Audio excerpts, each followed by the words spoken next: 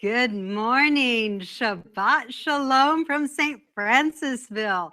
We are having a beautiful day, although we are predicted to have a deluge later in this week. Hopefully, there will be no flooding. Ross and crew are still in Israel, and if you've been following their pictures on Facebook, it looks like they are having a marvelous time. So I hope that next time, perhaps some more of us can join them there. Um, on this end, I am having tremendous fun researching a lot of the ideas that we are talking about. And, Ross might even have to fight me for this when he comes back because I am really enjoying this discussion. So, Ross, watch out. I'm having a lot of fun. Now, last week, we touched on some ideas. We touched on some ideas of the new covenant that Jeremiah talks about and how that new covenant is different from the old one. That really was not the intended scope of this discussion, but it really has implications for this discussion because what good does it do if we can identify a national policy that God establishes for all nations, a national policy that may indeed work, but if that is going to be cast aside, if God is going to do away with it and give us something new in its place, then it really doesn't do any good for us to put much stock actually in many of the teachings of the Torah. So what I'm going to do with today's class is I'm going to break it down into two parts. The first part, I want to continue our discussion of the biblical policies that can unify all nations. That will be the first part. The second part, I want to come back to Jeremiah 31. And I want to discuss what specifically it is that Jeremiah does and does not state will be part of this new covenant that God makes for humanity. As a matter of fact, Jeremiah does not leave us in the dark, and neither do any of the other prophets, but each of them really reiterate a very clear picture of how God's covenant with Israel will change in the future.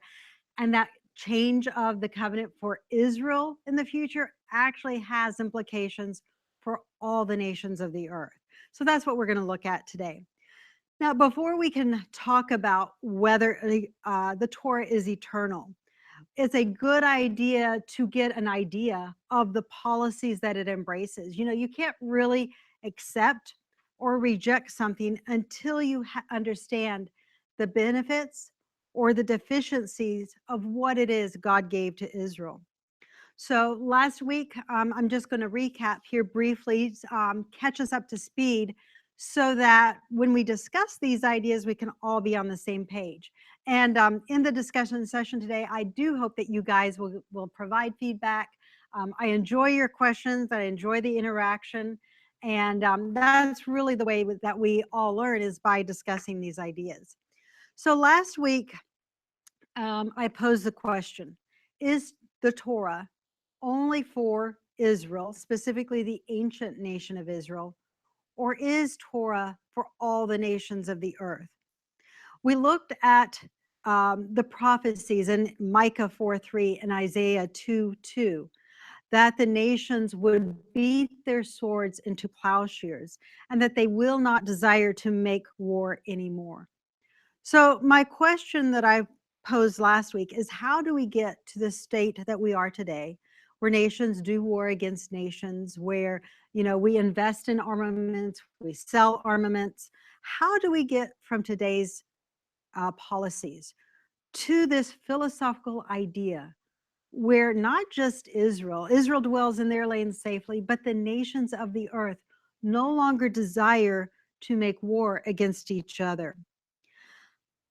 I had proposed that is the Torah that it can single-handedly provide healing salvation for all nations of the earth beyond just Israel. And we looked at a few texts. We look at Psalms 86 verse 8, where David says that all nations whom Jehovah has made will come and worship before him. This worshiping of God was not compulsory. It was freely given out of the hearts and souls of the people of the earth.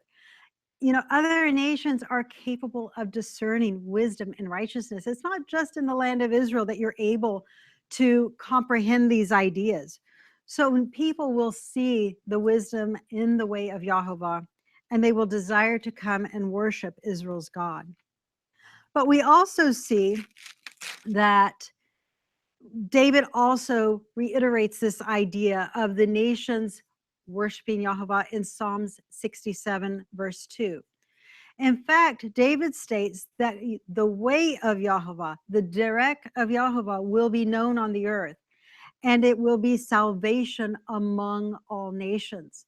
So David puts this very clear relationship between the Torah of Yahovah, the way, philosophical way of life that God has given to Israel, and the salvation of all nations. And a matter of fact, in verse 4 of chapter 67, David states that it will cause the nations of the earth to sing for joy. So, as we discussed these ideas last week, we also saw that many of our ideas, when we look at scripture, are often succumb to a reaction of doublethink, where whether we consciously or subconsciously realize it or not, we hold two conflicting opinions.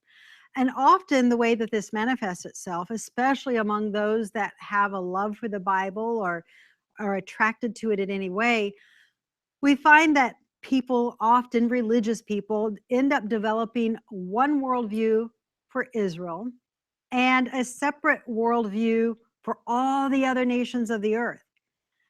But in doing this, they do not realize that their overall worldview that encompasses both Israel and the other nations, that there's inherent contradictions between those two ideas. It becomes a position of doublethink that is mutually exclusive. And as a matter of fact, if you think about it, Israel in the future cannot deal or dwell in peace, in solitude, where the lion lies down with the lamb, if other nations are desiring to make war against Israel. So this is not just about Israel's salvation. Israel's salvation really accompanies that of other nations no longer desiring to make war with Israel. So this is really kind of a macro view and a micro view where one opposes the other. So what I want to do is discuss the idea of that the Torah is universal for all nations, not just Israel. We had discussed last week that murder, theft, adultery, failing to honor one's parents, not taking periods of time off of work, those things are detrimental to any society, not just Israel. They're detrimental to any society, past or future.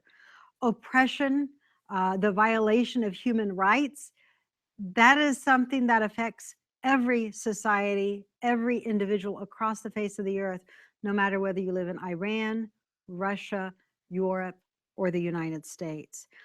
They are ideas that are universal and that transcend truly national borders, simply because the Torah is a law, is a natural law capable perhaps of providing unity.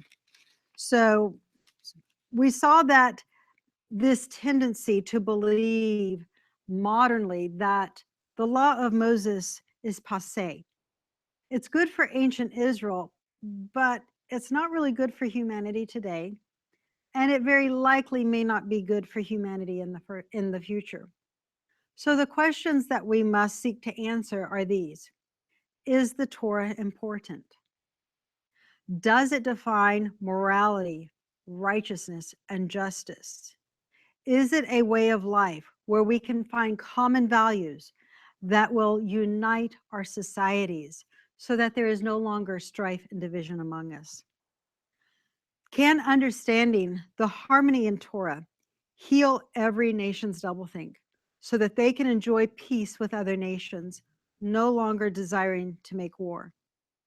Again, before we can reject or accept these ideas, we really have to have a clear concept. We have to define what it is that Torah states.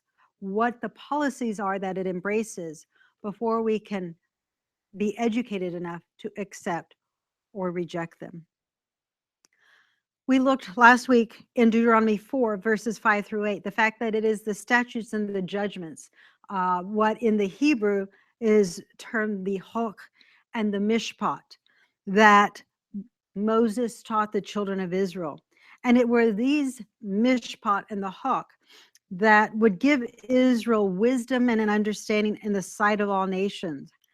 And it is from these particular types of hok and mishpat that would make Israel a wise and understanding among all nations.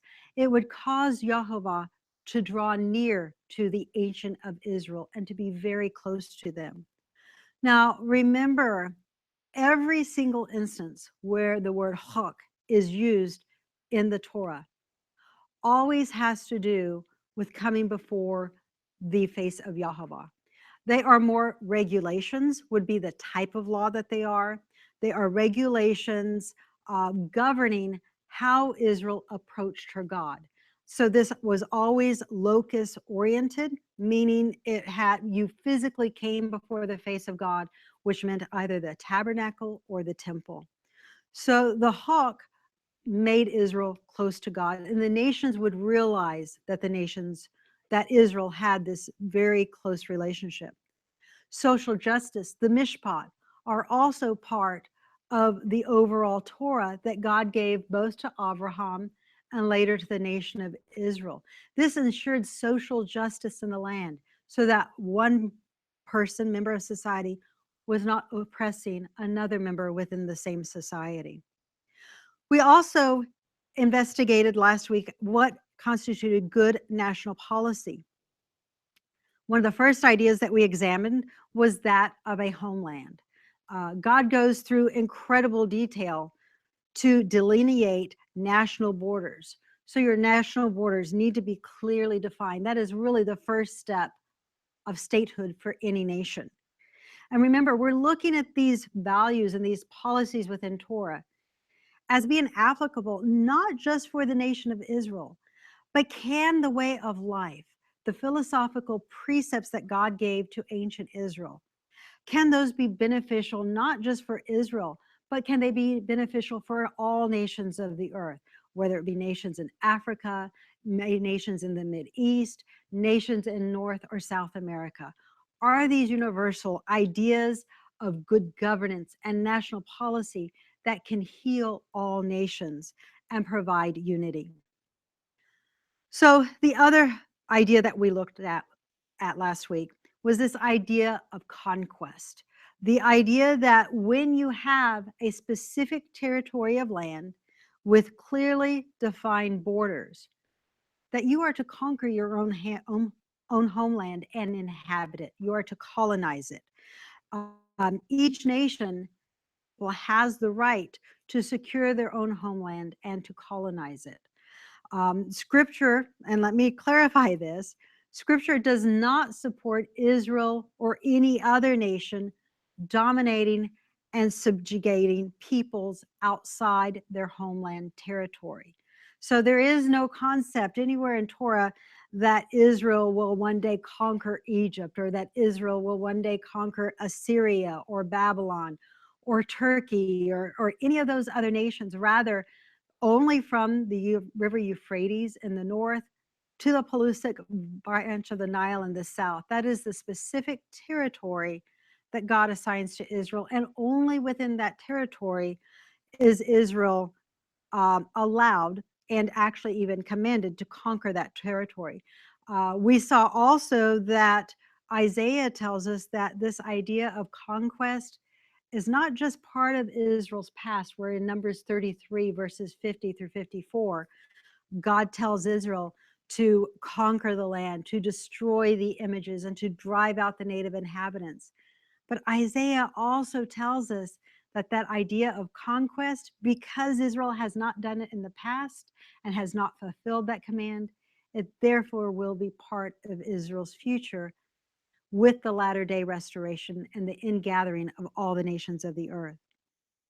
We also saw last week that when God allows a society to be conquered, when he allows them to be driven out of the land, more times than not, it is because the sins of that people, the sins of that society have come to the full. This idea is established in Genesis 15, verse 16. But it's reiterated again in Leviticus 18, verses 25 and 28, where we find the idea that when immorality and social injustice pervades a society, when there is incest, homosexuality, and a whole bunch of other crimes committed on the land, that the land itself vomits out its inhabitants. They are displaced and they go into diaspora. And you really modernly, you can look at many nations in the Mideast today, and you can see this displacement taking place due to the injustice within the confines of the social structure in their own land. This is especially true in Syria and even in Iraq. You can see this in many places. So today, what I would like to look at is continue examining the policies that perhaps can unite all nations. Israel perhaps being at the first of all nations, and then other nations following. So we have this idea that within your own borders, you should not make covenants with the people of the land in which you are colonizing. The reason for this is that they can sway you against your own self-interest. They can use your own compassion and your own empathy against you. And ultimately, they can thereby use that to establish policies and to establish ideas and ways of life that are ultimately detrimental to you and to your homeland and the peace and the unity of your state. We are also going to look at ideas of immigration. Immigration is something that is dealt with throughout the Torah. The law of Moses really provides some very clear statutes. However, these statutes are not always given overtly. Rather, you have to see how those policies would have affected Israel in a real world setting. So one of the ideas that you find is that all land in Israel is really private property. The only state property that you have in Israel are the Levitical territories, and those are specific cities and suburbs within the nation of Israel that are set aside for governmental use. And specifically, they're set aside for the Levites. Throughout Leviticus 25 as well as Numbers 35, God is very careful to delineate the portions of land that will belong to the government arm of the Levites. So that way the Levites cannot, of their own volition, accumulate more and more land and then use those land resources to oppress the people. The idea that we find as well is that cities, the territory or the city limits are also clearly defined. This put pressure on real estate values, and it retained a very stable real estate market within the cities, keeping those properties in high demand. But this also had practical implications for the nation of Israel as well as for their immigration policies. This meant that unless a family was willing to shelter or employ an immigrant, there were no land resources for the immigrant to come into Israel and to basically to squat on. There were no resources that would be available to them unless it was done individually. So this protected the nation of Israel from invasion or from a mass influx of refugees that could potentially sway Israel's heart towards her constitutional law. The Torah also put incredible pressure on immigrants to assimilate into Israel's culture. People who immigrated with the desire of becoming citizens within the state of Israel were called gers. And God places very specific stipulations on these immigrants. Specifically, they are required to keep Israel's holy days. They are required to keep the weekly Shabbat. They are required to keep Passover and the days of unleavened. They are even required to observe the Day of Atonement.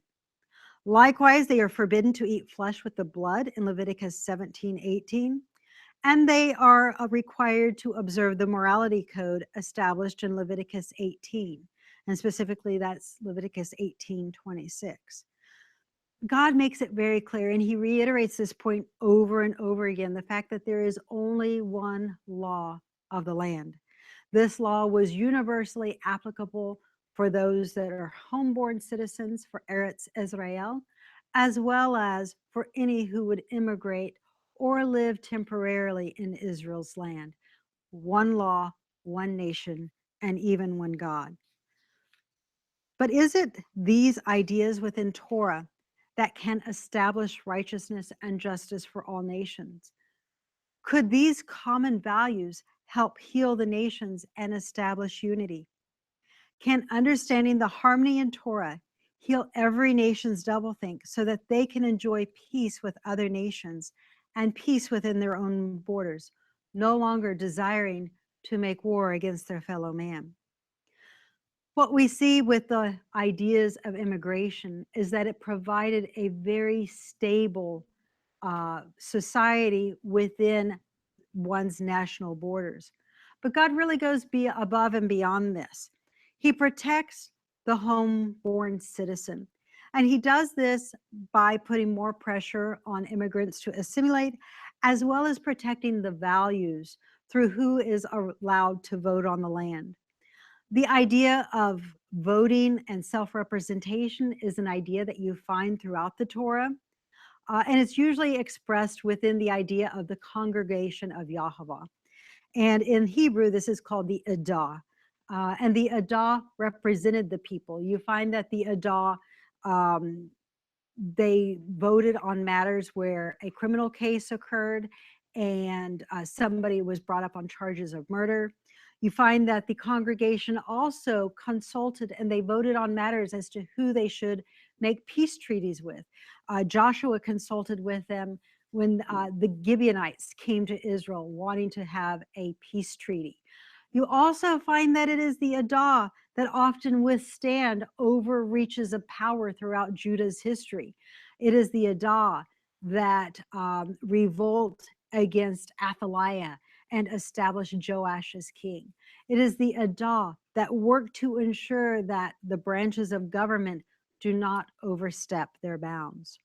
So within the Adah, you find that God puts stipulations as to who can be a member. If you immigrate from a peaceful society, from a nation that historically seeks Israel's good, that you are allies, that relationship means that in 3 generations you may join Israel's congregation. That is Deuteronomy 23 verse 8. But likewise, if you join Israel from a hostile nation, then it is 10 generations before you can come into Israel's congregation.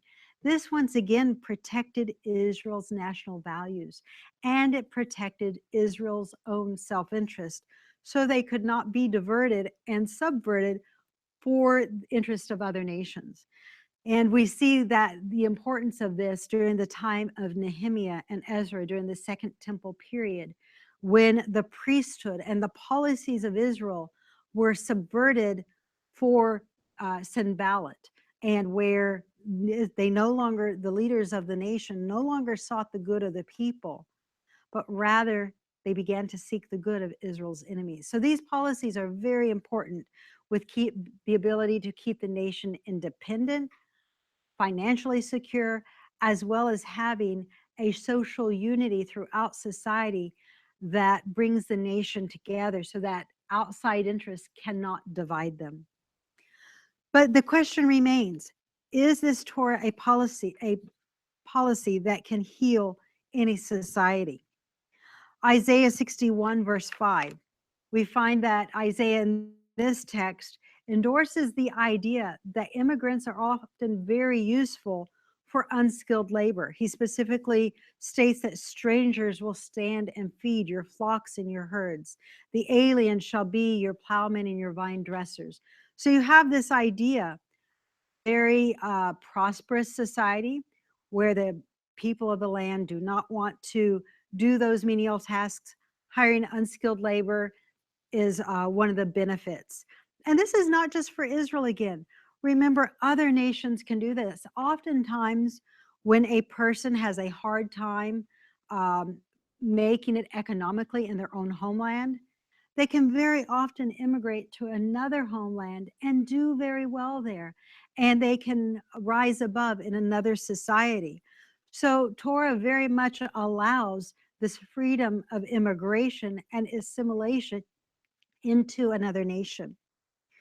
The other thing that the Torah establishes for the immigrants is he establishes part of the tithes to secure their welfare. In Deuteronomy 17, verse 18, as well as Deuteronomy 14, verses 28 and 29. God states that because the immigrants do not have access to land ownership, that part of Israel's tithes will be set aside for their support. And throughout Torah, God talks about how he loves the ger. He loves the stranger that has joined himself to Israel.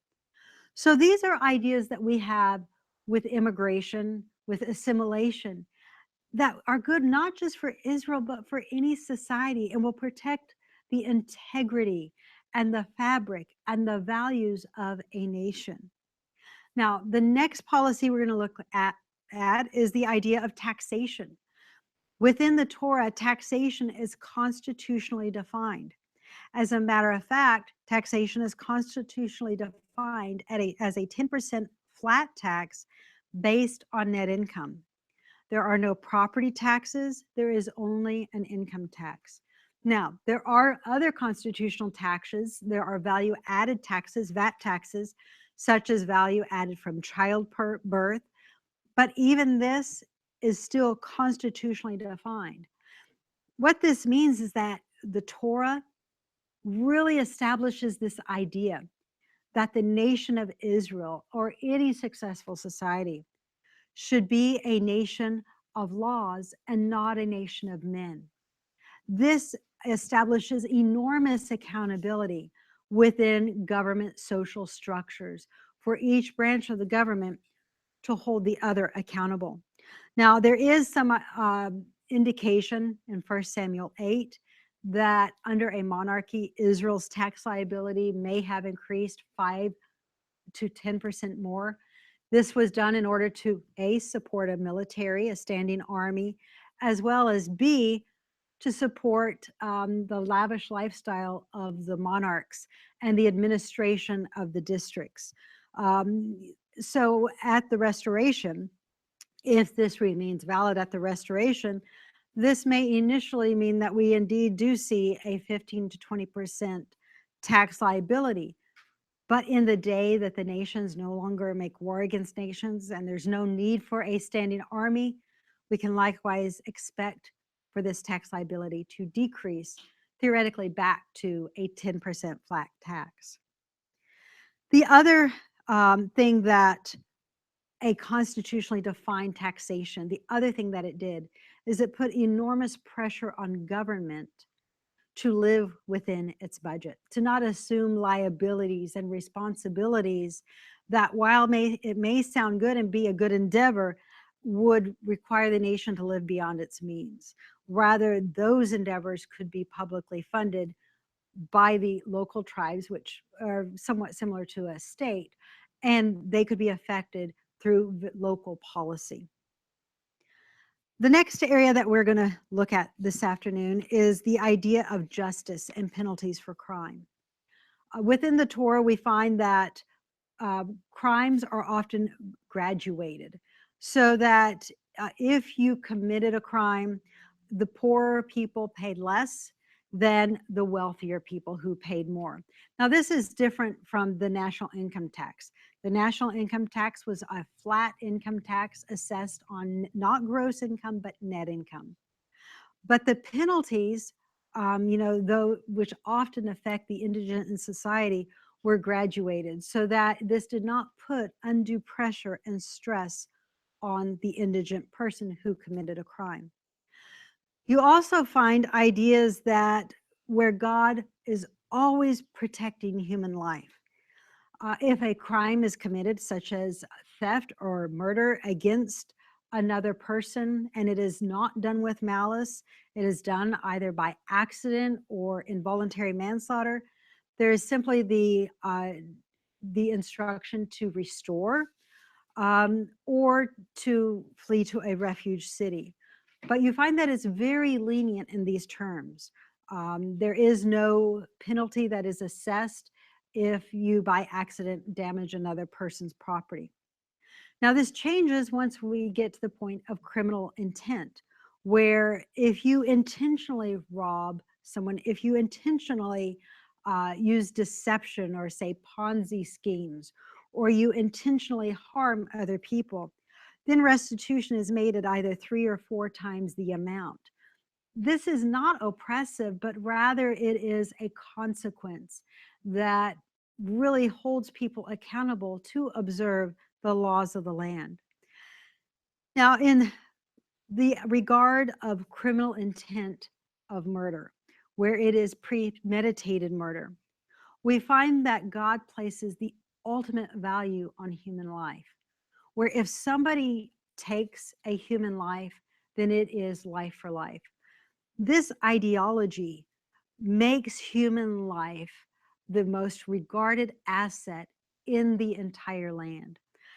And it shows the depth and the love that God has for the individual, because if someone is going to criminally and maliciously plot to take another person's life, then his life will go for life.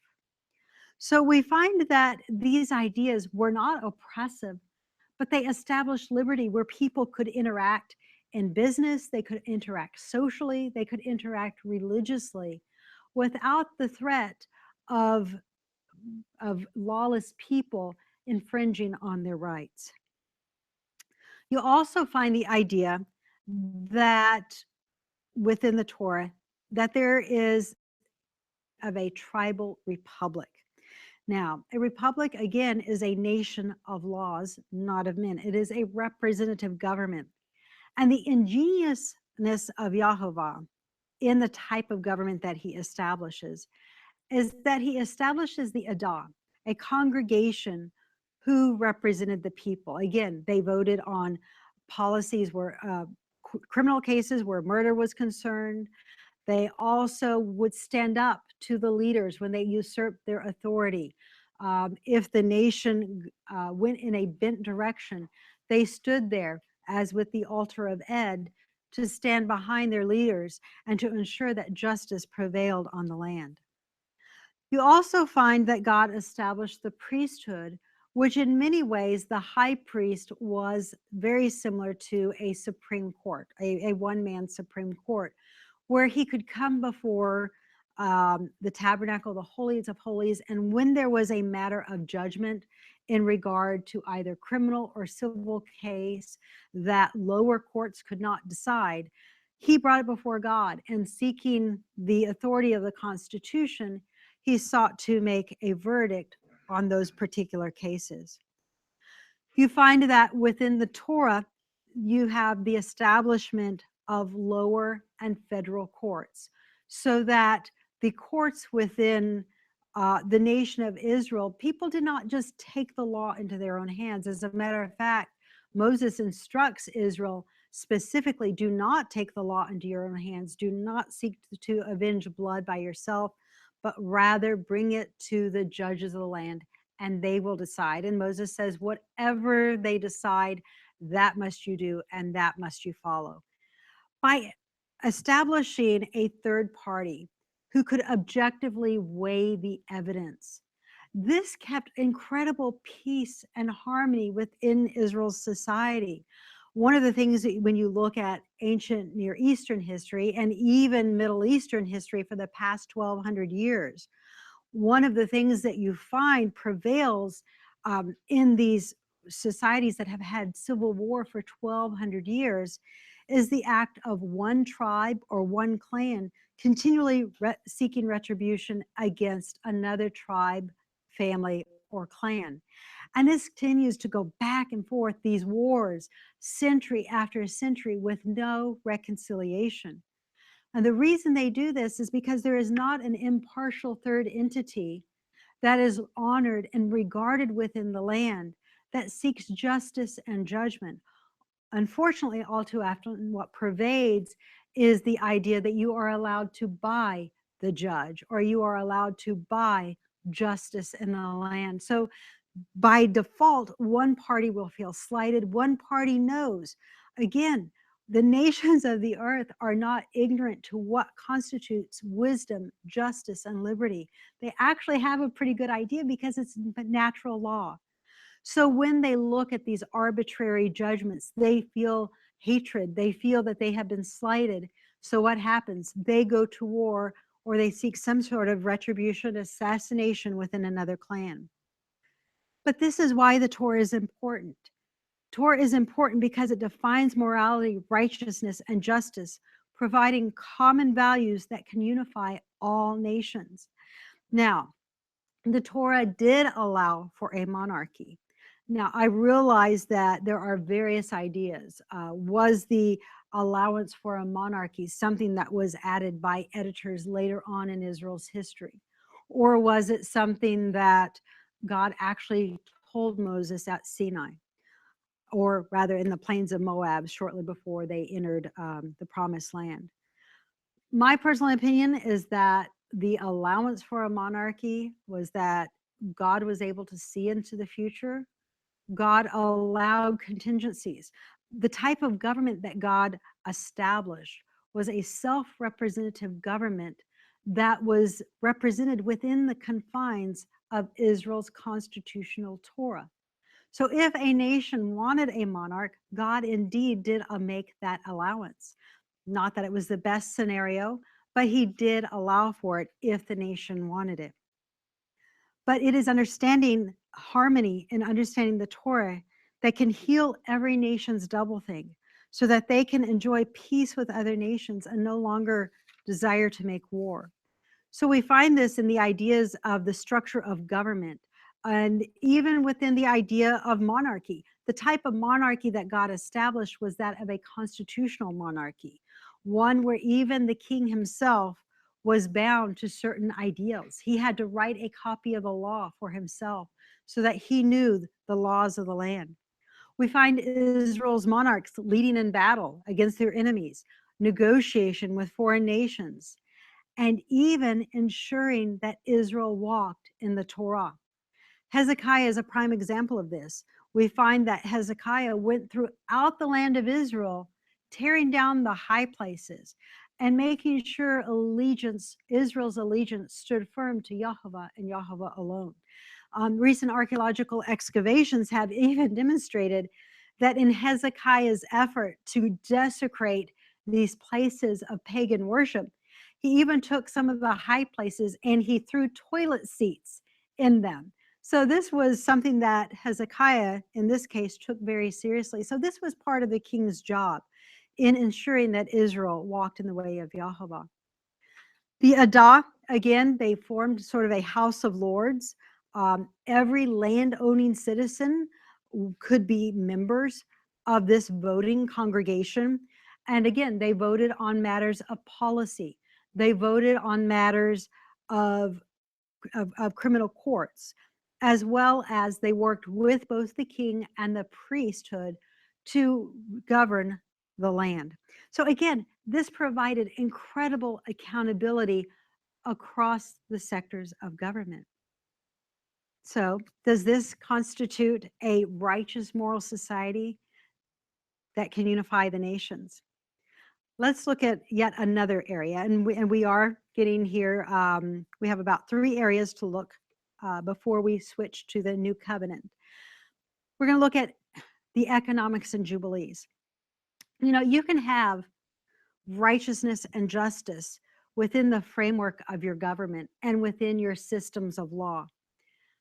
But righteousness and justice is great, but if you are always poor, if you are going hungry, you are not eating meals because there are simply none to be had. If you are being oppressed by those that are wealthier than you and those that exact, like in a feudal system. You never own the land. You simply are hired workers, and you're not able to keep your sustenance. This becomes a very, very oppressive society, one where families will, generation after generation, really become more poor and more indigent without ever having hope of being lifted up to some sort of level playing field where there is some sort of equalizing across the economic spectrum. The Jubilee system within Israel was the way of fixing the playing field economically. Barring a time of war or a time of famine, the Jubilees provided very fixed economic cycles. The land rested every 7 years, debts were forgiven every 7 years, and indebted servants were freed. This again leveled the playing field. It required a little bit of loss from the wealthy, but then it gave incredible freedom to those who were at a disadvantage and to those who had either had to give up their freedom or those who had had to live in debt for the past 6 years. This also encouraged the nation to not live in a state of national debt. Private debts, again, were forgiven every 7 years. The longest a debt could possibly last was 49 years when it was ultimately given in the Jubilee. So this again provided freedom and liberty for the people of the earth. It defined a morally righteous and just system of values capable of uniting not just the nation of Israel, but all nations. Can you imagine what would happen if every nation across the face of the earth had fixed economic cycles? What would happen if each nation no longer had people that lived in poverty, no longer had people that were starving, and each nation treated their fellow man with honor and with dignity? Imagine the peace and the harmony that would transcend within national borders. And if you think that that peace and that harmony would be within those borders, it would actually spill over and affect other nations within their periphery. The next issue that affects liberty and justice is one that is not often thought of as a social justice issue, although it has perhaps in the past 8 to 10 years. And that is the idea of healthcare. The paradigm for healthcare in Torah was one of personal accountability. Each person was held accountable for their own health. They were responsible for their own obedience to the way of Yahweh. And what God taught them regarding health was truly a system of preventative health care. Kashrut, Tahor and Temeh, the type of animals you could eat, were directly related to the type of health you would enjoy. For the prohibition against eating blood or fat were also issues that affected Israel's health. In Exodus 15:26, Yahweh states, "If you will be faithful and just to obey the statutes and judgment I put before you this day, I will put none of the diseases of the Egyptians on them that I have you." So there is this idea that if Israel will walk in the way of Yahweh, they will not have the diseases that the Egyptians once had. Now, when we look at ancient Egyptian society, modern medical research has allowed us to identify cancer. It's allowed us to identify heart disease, cardiovascular diseases, perhaps even diabetes that the ancient Egyptians succumbed to. Now, the ancient Egyptian diet consisted of beer, bread, fruits and vegetables, but really a lot of what I would say gluttony to their diet, which made them very unhealthy. And they would eat all sorts of meats, from crocodile, to snake. There really was no distinction within the type of foods you eat. Another recent study by David Mock, I believe in the UK around the year 1989, David Mock did a study of the toxicity of different types of meat. He found in cultures, say from cougar, horse, and bear, that they had the highest rates of toxins uh, per square centimeter within that sample. So they would have more parasites, they would have more bacteria within those culture samples. The least toxic um, foods, the least toxic type of meats that you could eat were the kashrut meats. They were lamb, deer, cow. All of those were your least toxic, had the least bacterium, and were contaminated with the least amount of parasites. So there is a correspondence to the health that God commands us, that He instructs us to live by, and the health that we can enjoy in our everyday lives. Also, the day of rest, giving every person a day off of work to refresh and be rejuvenated, is also part of God's preventative health care for society.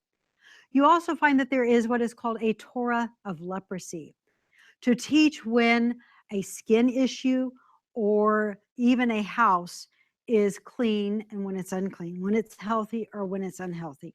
Oftentimes, bodily secretions, whether natural or unnatural, required that a person, especially in an ancient society that did not have a lot of our antibacterial techniques that we have today, it ensured that infectious diseases were not spread throughout the community. The other type of hawk, of mishpat, and oftentimes when you find an area of healthcare overstepping into a category of social justice, they are often termed a hog or a mishpat, or a mishpat of a hog. It's very interesting the way that the Hebrew delineates and describes these particular types of statutes and judgments. So morality would be a hawk of a mishpat, where adultery, incest, homosexuality, bestiality, and even intercourse during menses, by observing the proscriptions of the law and refraining from those acts, actually preserves and protects the health of society. There are no sexually transmitted diseases. There are no AIDS. There are no other types of communicable diseases that occur through sexual acts. So this again is a type of preservation of society, but more than that, it is an alleviating of oppression. People who struggle with disease can testify how oppressive disease is, from not feeling good to barely being able to get out of bed, to the economic toll that it takes in caring for a disease. So God's idea of preventative health care established, once again, liberty on the land of Israel. But again, it is not liberty just for the nation of Israel. It is liberty for all nations of the earth if they follow the Torah statutes. Now, another value that Torah establishes is the idea that education is very important.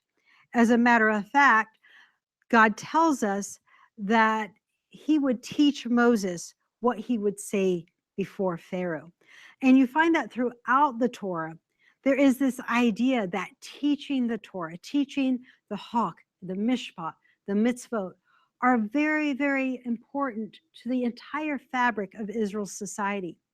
In Exodus 18, verse 20, God tells Moses that before he comes up and is with him alone on Mount Sinai, he says, you will teach them Hok and Torah, that you will show to them wherein they must walk and the work they must do.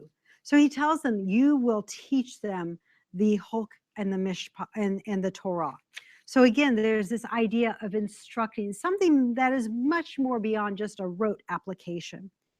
In Exodus 24, verse 12, again, God reiterates to Moses, and he says, and Jehovah said to Moses, come up to the mountain and be there, and I will give you tables of stone, a Torah and mitzvot, which I have written, that you may teach them. Now, what is the relationship between Torah and mitzvot? Well, you find that the Torah is the overall constitution, and the mitzvot are really just the categories of the Torah.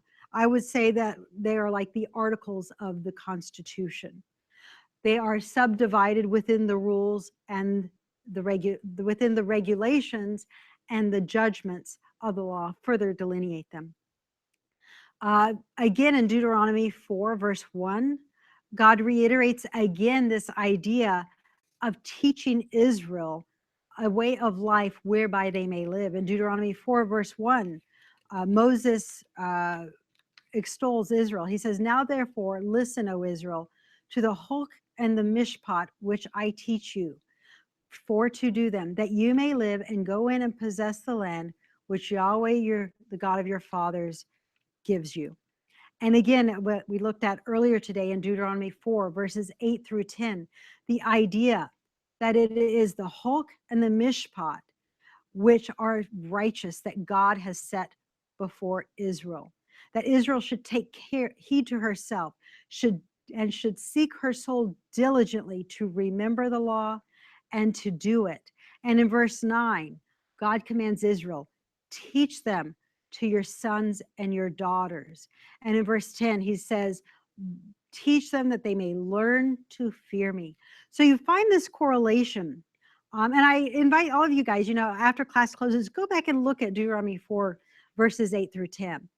Notice what God says. He says that teach your sons and daughters my law, teach them my Torah, that they may learn to fear me.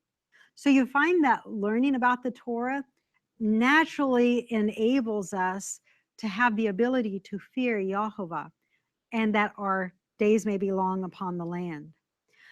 And lastly, in Deuteronomy 11, verses 18 through 20, Moses commands Israel as the sign of the Moab Shechem covenant. He commands Israel, lay these words on your heart and your soul, bind them as a sign between your eyes and as frontlet between your sign on your hand and frontlet between your eyes. You shall teach them to your children, speaking of them when you rise in your house in the morning, by the way, and when you rise, sittest down. So there's this idea that education and teaching is very important fabric of society.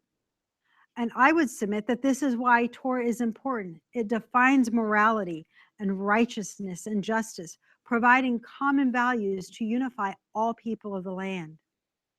Another idea that you find is the idea of burning evil out of the land, that justice is blind. It doesn't matter your social status. It doesn't matter your economic status. Truth matters. And this is why in Deuteronomy 25, verse 1, God commands Israel. He says, if there be a controversy between men and it come to judgment, that the judges may judge them, then shall you justify the righteous and condemn the wicked.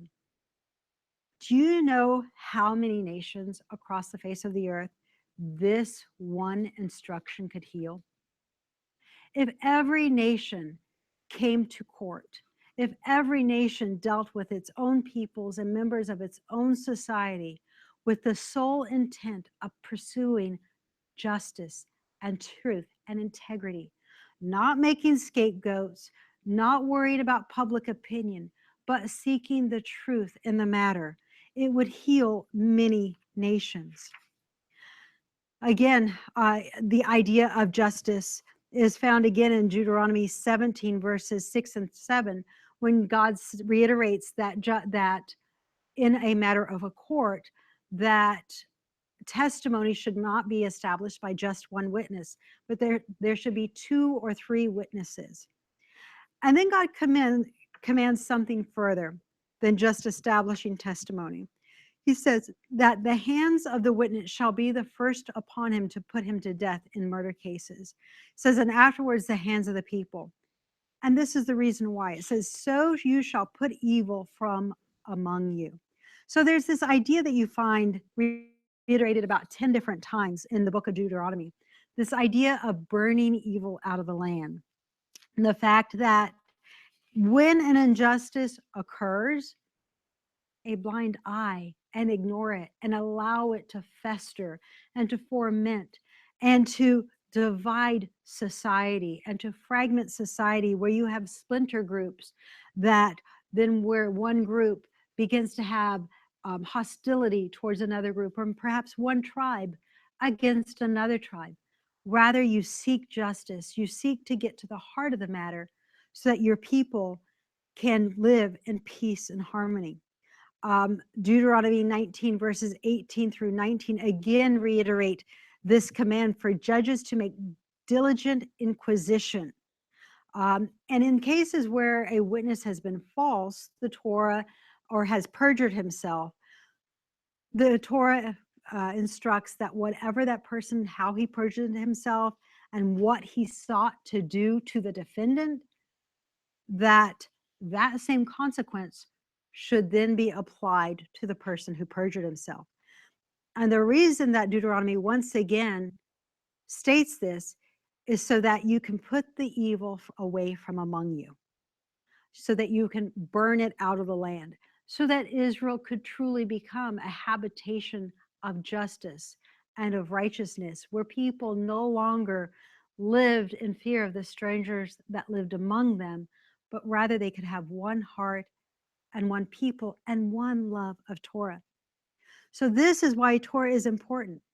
It defines the morality, the justice, and it provides common values that unify the nations. The harmony and understanding Torah can heal every nation's doublethink so that they can enjoy peace with other nations and no longer desire to make war. And let me reiterate this point for a minute. Can you imagine what would happen if not just Israel, but every nation on the face of the earth were to burn the evil out of their societies? Can you imagine the righteousness and the justice that would prevail? The last issue of public policy that I would like to address is the idea of caretaking of the earth, of being good stewards of the earth. You find that there are many regulations that the Torah gives us. Don't muzzle an animal while it works. Don't take the life of both an animal and its young. Don't boil a kid in its mother's milk. Give animals a day off of work every week. But God also talks about protecting the environment. In Genesis 2:15, God established Adam and Eve in the garden to work it and to take care of it. You find that the Jubilee economic system allowed crops to rest. It protected the environment. Israel was told to allow their cattle to graze on the open fields so that it would put that the manure would put natural nutrients back into the soil. And in Numbers 35:33, God specifically commands Israel, you shall not pollute the land in which you live. You shall not defile the land in which you live, because I, Yahovah, desire to dwell among the Israelites. So we have this idea of protecting the environment, of ensuring its availability, of ensuring the health of the land for future generations. And even during a time of war, during a time of conquest, Deuteronomy 20:19 through 20 even forbids Israel or any other nations from felling the trees, so that they should not destroy the fruit-bearing trees of the land, and by consequence really cut off their own food source that makes them more likely to succumb to poverty and famine in their own land that they are conquering. So you have this idea of protecting the environment, the idea that righteousness and justice is universal. So let's just step back for a minute. We opened the discussion today with the question, how is it that the nations of the earth will one day desire to turn their swords into plowshares? How is it that one day the nations will no longer desire to make war against other nations? People will no longer hate Israel or the idea that Israel is colonizing, that it is expanding within its ancient homeland. How is this process going to happen? So let's step back a minute. What if every nation encouraged immigrants to assimilate? What if they mandated that immigrants and their homeborn citizens obey the laws of the land? What if there was no special treatment for a person because they held a position of authority or because they were wealthy or poor? What if the immigrant was treated as another equal member of society? And what if a nation offered welfare to its indigent, uh, both to the immigrants, to the fatherless, and the widow? What if all nations followed a Torah constitution that was binding on every member of society? What if every nation had 3 branches of representative government and constitutionally defined system of taxation? What if every nation enjoyed a legal system where at its heart was the love of justice, judgment, and truth, always making sure that the innocent went free? What happened if each government had penalties for crime that were not oppressive but graduated based on income? What happens if every nation enjoys a balanced economic system that doesn't favor the wealthy but provides periods of equalization and stabilization that leveled the playing field for the poor? What happens if every nation begins to ensure the rights, the human rights of its own citizen, and seeks true judgment and mercy in cases of murder? And when a murder is committed and when it is done with malice and premeditation, the murderer does not go free, but the truth of the matter is sought and justice is followed. What happens when the nations ensure the rights of animals? What happens when they preserve the environment? And what happens when they have a system of healthcare that teaches preventative medicine so that the members of their society are no longer sick? What happens when nations across the face of the earth conquer their own doublethink? What if the nations of the earth begin to embrace the way of Yahweh? I will submit this, that when we find common values, nations will enjoy internal unity. The harmony and understanding the Torah will heal every nation's doublethink so they can enjoy peace with other nations and they will no longer desire to make war. How many wealthy, healthy, or economically successful democratic societies invade other nations? What you find is that they really don't. They do not invade territories next to them. They do not seek to amass more land and to conquer more land. Rather, they become willing to beat their swords into plowshares and to no longer desire war anymore, but rather they desire peace and harmony. But what good does it do to embrace ideas of national policy that may be legitimate and that may work if a new covenant will one day displace the way of life Yahweh has established in the ancient covenant he gave 3,500 years ago? Is the Torah passé? Or is the new covenant something that we don't yet fully understand? So at this point, we're going to talk about part 2. We're going to come back to the discussions that we started last week with this idea of a new covenant and how it plays into the unity and the harmony of the nations.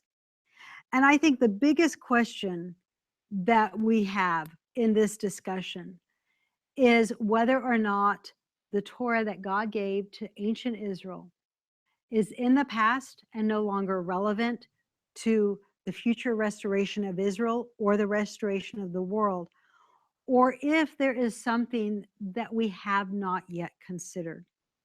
So let's look at some of the texts that we brought up last week. We're going to begin in Jeremiah 31, verses 31 and 32.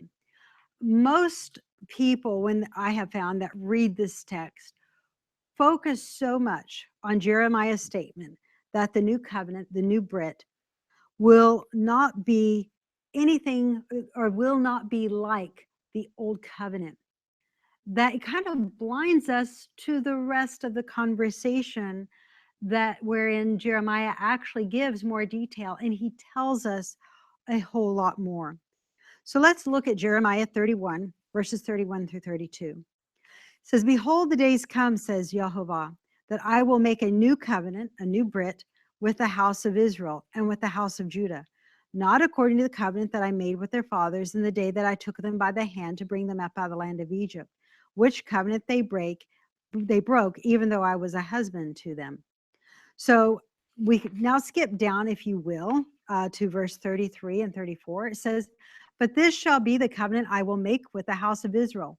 After those days, say Jehovah, I will put my law, my Torah, in their inward parts, and I will write it upon their hearts, and will be their God, and they shall be my people.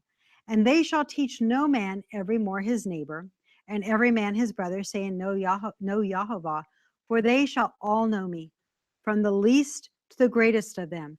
I will forgive their iniquity, and I will remember their sins no more."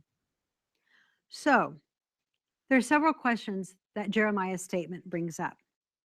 Number one, how is the new covenant different from the old covenant? How will the Torah, Jehovah's hawk, his statutes, mishpat, judgment, mitzvot, commands, how will those change in the future? Will God's fundamental, his foundational philosophy and precepts of life, will those somehow change in the future? Can truth even change from past, present, or future? Or is truth by itself an inherent law that is timeless for all ages? Notice what Jeremiah does not say in Jeremiah 31, verse 33. Jeremiah does not state that God will give us a new Torah. Rather, he states he will give us a new Brit, a new covenant. I would like to point out that when you are looking through texts such as this, terms are very important. The law has a specific division within its constitution, even as does the United States Constitution. And I'd like to come back to a text that we looked at earlier. And this is Exodus 24, verse 12. This is when God told Moses to meet him alone on Mount Sinai. He said that he would give him a Torah or a teaching, a precept that embodied mitzvah or categories of instruction. And it is this idea of a Torah that connotes the idea of a philosophical imperative, this idea of foundational precepts or philosophies of what is right and constitutes what is wrong. So this is the instruction God gave to Moses. He said, "And Jehovah said to Moses, come up into the mount with me and be there, and I will give you tables of stone, a Torah and mitzvot, which I have written that you may teach Israel." So when I look at a verse such as this, and Jeremiah states that Jehovah will give us a new covenant, but that he will take the Torah, not a new Torah, but he'll take the Torah and write it on our hearts. My first question is, what are the specific Torahs within the law of Moses? So I went back and I looked at some of these. Within the book of Leviticus, we find that there is a Torah of burnt offerings. There is a Torah of sin offerings. There is a Torah of kashrut and edible foods, which we saw earlier were key to preventative health care. There is a Torah or a teaching, a precept philosophy of how to deal with skin diseases, both of human skin diseases as well as the creeping diseases such as mold and mildew that you could find in houses. And many of those mold and mildew issues are totally toxic and can lead to death in many cases.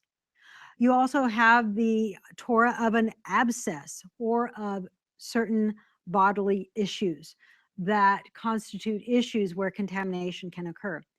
There is a Torah of jealousy, a Torah of the Nazarite, as well as a Torah for when you conquer a land and you capture its booty, that you bring those goods through the fire in order to purify them. So you find that these are the specific Torahs within the law of Moses.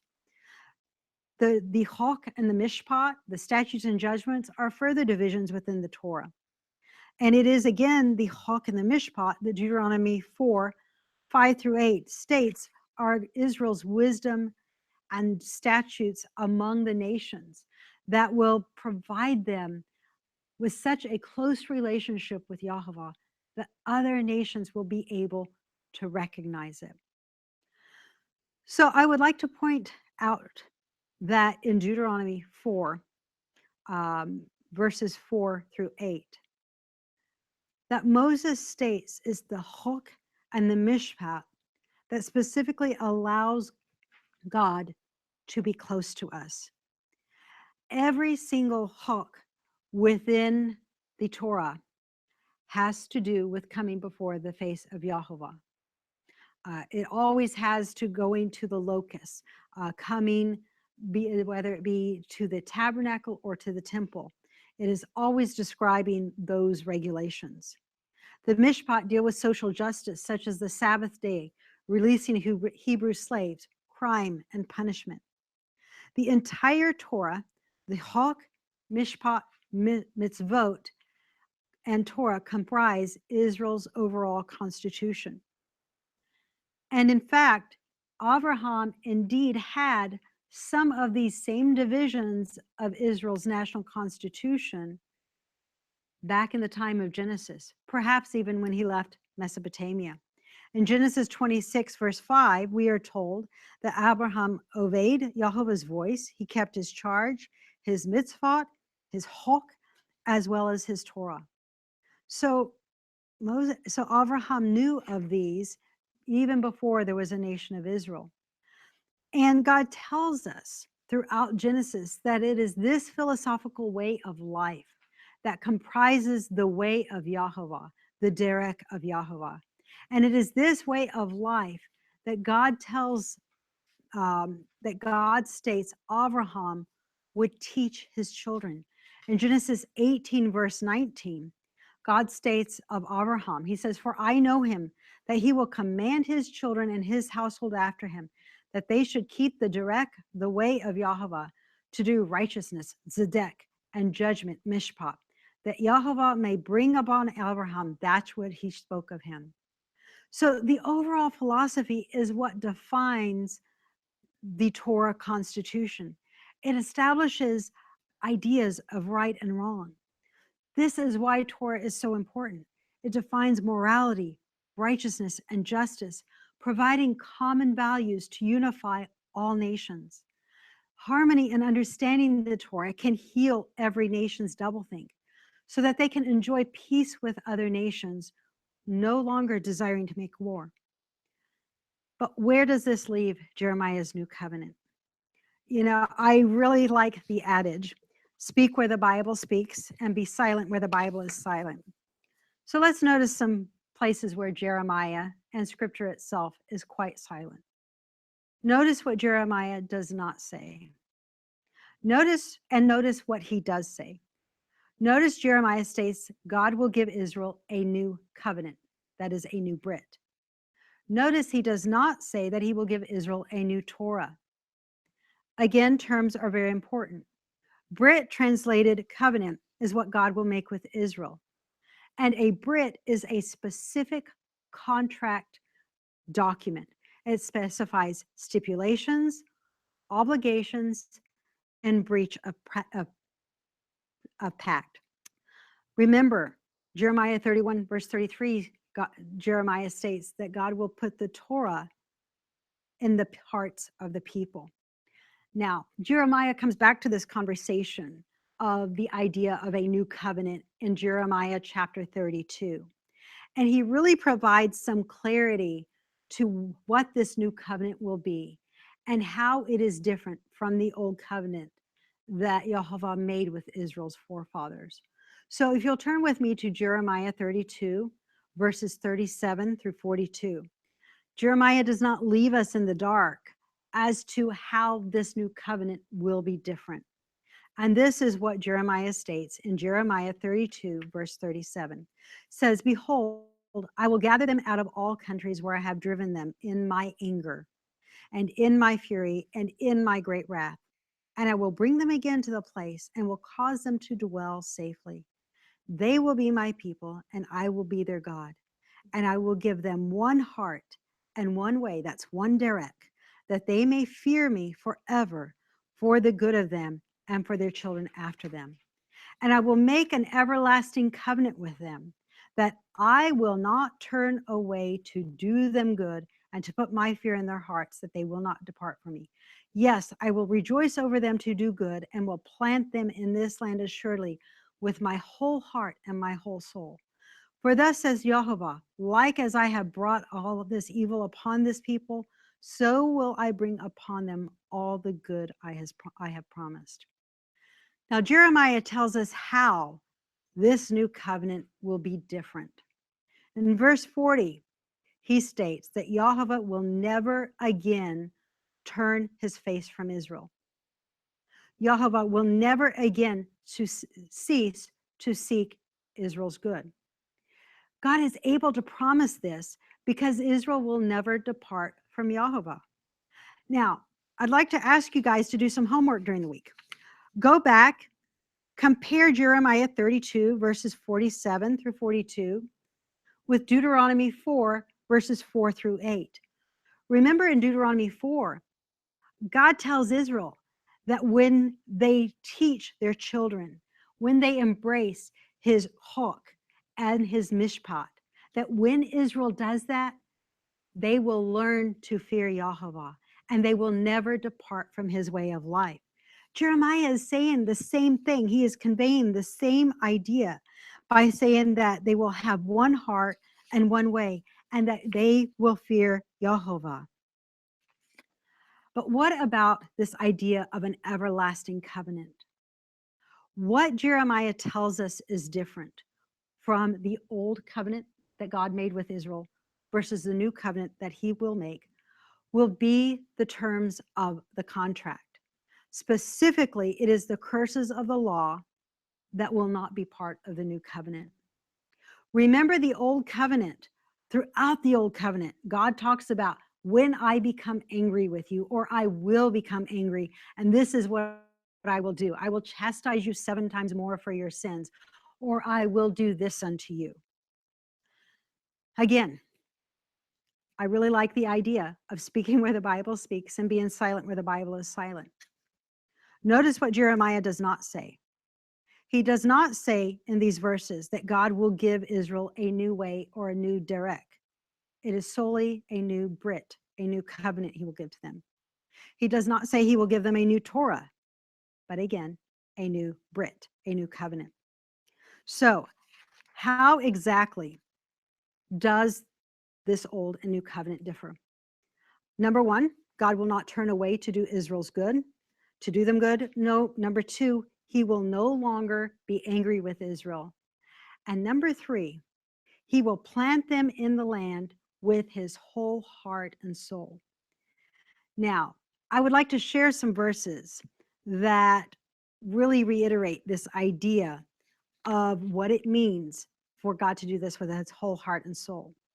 But before we can get to those verses, we need to look at the differences with the old covenant and the new covenant.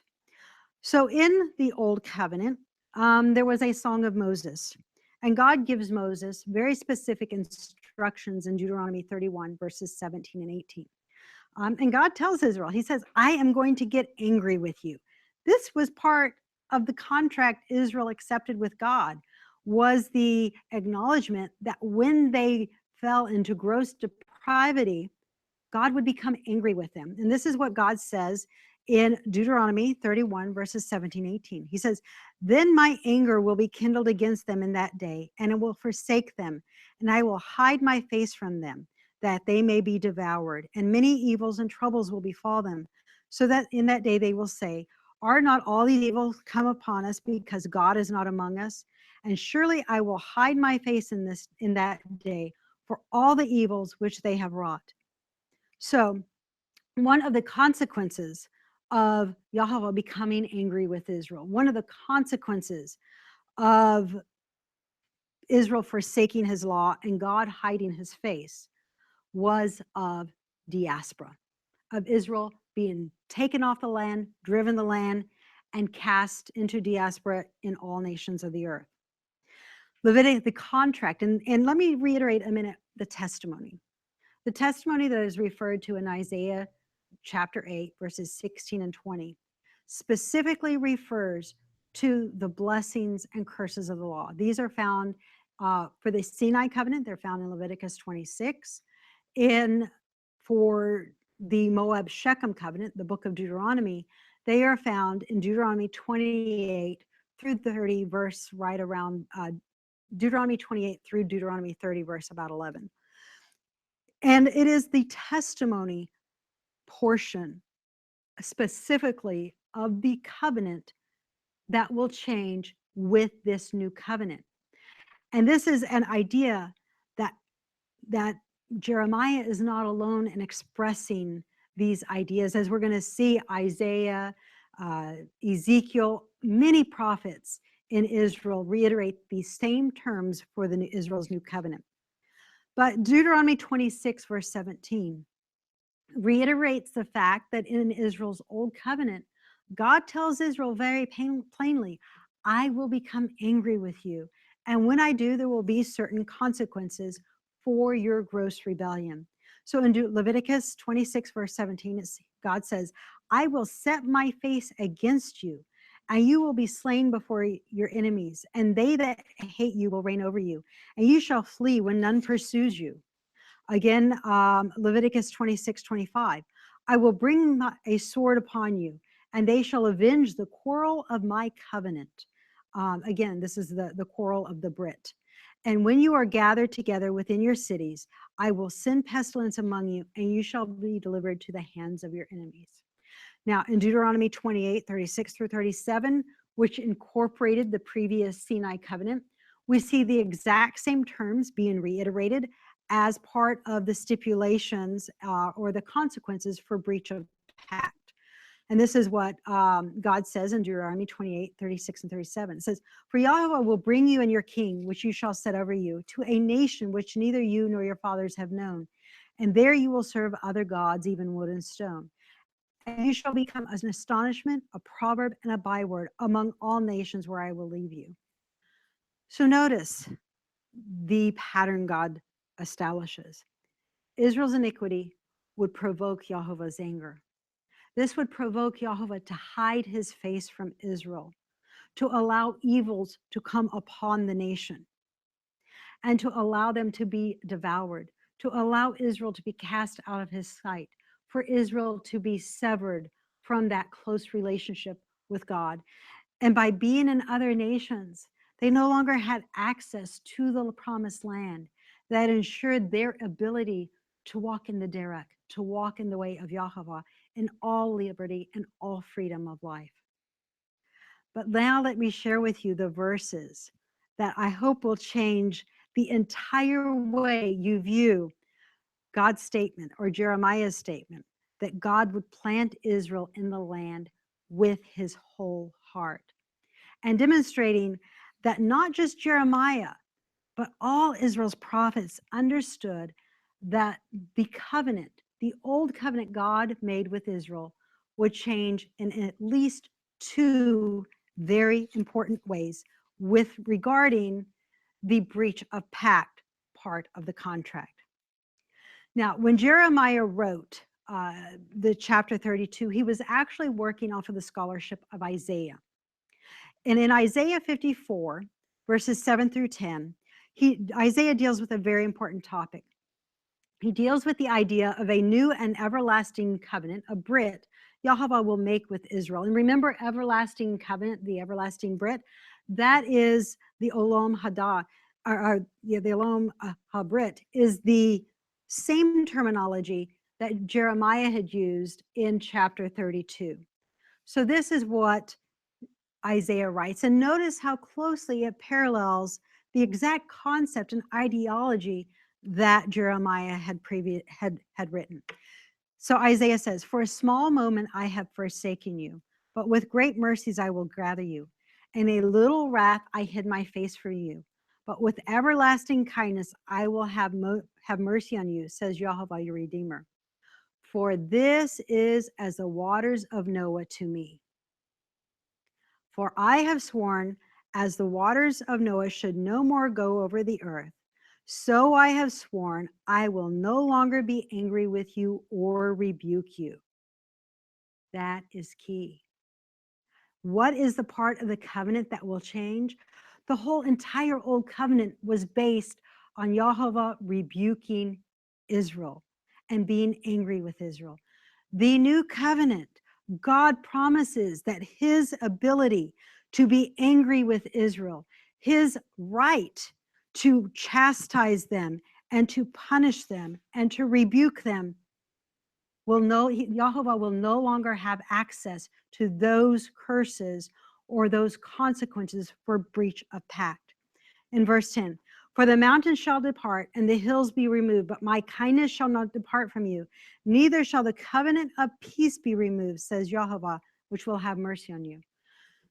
This is a legal definition that Isaiah is stating. When God told Noah in Genesis 9 that the waters would never again flood the earth, he did this with a sign that sealed the contract or sealed the covenant. And the sign was a rainbow, promising that waters would never again flood the earth. God is taking that same stance, that same position with rebuking Israel. So this has implications for what this means for Israel's future. First of all, God can make this promise because the prophets throughout Scripture, beginning with Deuteronomy 30, verses 1 through 7, state that Israel will return to Yahweh. They will obey the Torah. It will be written in their very hearts. They will love Yahweh. They will walk in his statutes, his judgments, in all of his Torah. Israel will finally love the derek, the way of Yahweh. And because Israel is wholehearted in this, God knows they will not depart. And because they will not depart, there's no reason for God to be angry with Israel. But it is the Brit that changes. Instead of offering Israel a Susan Tree treaty, like a lord to a servant, as he did at the Sinai and the Moab Shechem, the Deuteronomy covenant, instead, God will offer Israel a treaty of peace. A treaty of peace like as he offered to David and like as he offered to Phinehas. So what changes with this new covenant? The hiding of the face, the Song of Moses. This will never happen again. It is in Israel's past. Diaspora is another curse that God will never again put upon Israel. And Jeremiah drives this point home in Jeremiah 24, verses 5 through 7. And this is why Jeremiah writes that God will plant Israel in the land with his whole heart. And this is what Jeremiah says in verses 24, verses 5 through 7. Thus says Yahweh, the God of Israel, like as these figs, so will I acknowledge them that are carried away captive of Judah, whom I have sent out of this place to the land of the Chaldeans for their good. For I will set my eyes on them, and I will bring them again to this land, and I will build them. I will not pull them down. I will plant them and not pluck them up. Did you get that key? This is a change to the Brit, to the original Brit. It says, and I will give them a heart to know me, that I am Jehovah, and they will be my people, and I will be their God, for they will return to me with their whole heart. Again, it is this returning to Jehovah with our whole heart that enables Jehovah to offer this type of very generous covenant, where when we recovenant with God, even if we rebel, or even if there is some type of infraction that a nation makes, God will not pluck us out of the land as part of that chastisement, but rather he will deal with us in terms of mercy. Again, diaspora, God becoming angry with Israel, will be as the waters of Noah. Now, both Isaiah as well as Jeremiah build on the ideas of their predecessor, Amos, Isaiah's father. And Amos 9:9, Amos is really the first prophet to introduce the idea that with the new covenant, Israel will never again be plucked off the land. So Amos 9:9, this is what he states. For lo, I will command and sift the house of Israel among all nations like corn is sifted in the sieve, that yet shall not the least grain fall upon the earth. And I will, and skip down now to verse 14. It says, and I will bring again the captivity of my people Israel, and they shall build the waste cities and inhabit them. And they shall plant vineyards and drink the wine thereof. And they shall make gardens and eat the fruit of them. And I will plant them on their land, and they shall be no more pulled up out of the land which I have given them, says Yahweh. So this, again, is a change to the original treaty, the change to the original covenant. You have no less than about 12 different times in Leviticus 26 and Deuteronomy 28 and 29, where God specifically says, the land will be left of them that it can enjoy its Sabbaths. They will be want for their sons and their daughters, but they shall not enjoy them, for they shall be taken away into another land. Jeremiah, Isaiah, Micah, Amos, they all prophesy and foretell of ancient Israel's diaspora into the nations of the earth. But that again is in Israel's past. It's part of her old covenant. Those curses of the law, those stipulations for a breach of contract will not be part of Israel's future. No prophet in Israel's history makes this more plain or states this in more clearly worded expression than does Ezekiel. And in Ezekiel 39, verse 27 and 29, he reiterates the same ideas that Amos, Isaiah, and Jeremiah have. This is what he states in verse 27. When I have brought them again from the people and have gathered them out of their enemies' land, and I am sanctified in them among the sight of many nations, then shall they know that I am Jehovah their God, which caused them to be led into captivity among the nations. But I have gathered them into their own land, and I have left none of them there from without anymore. Neither will I hide my face any more from them, for I have poured my spirit upon the whole house of Israel.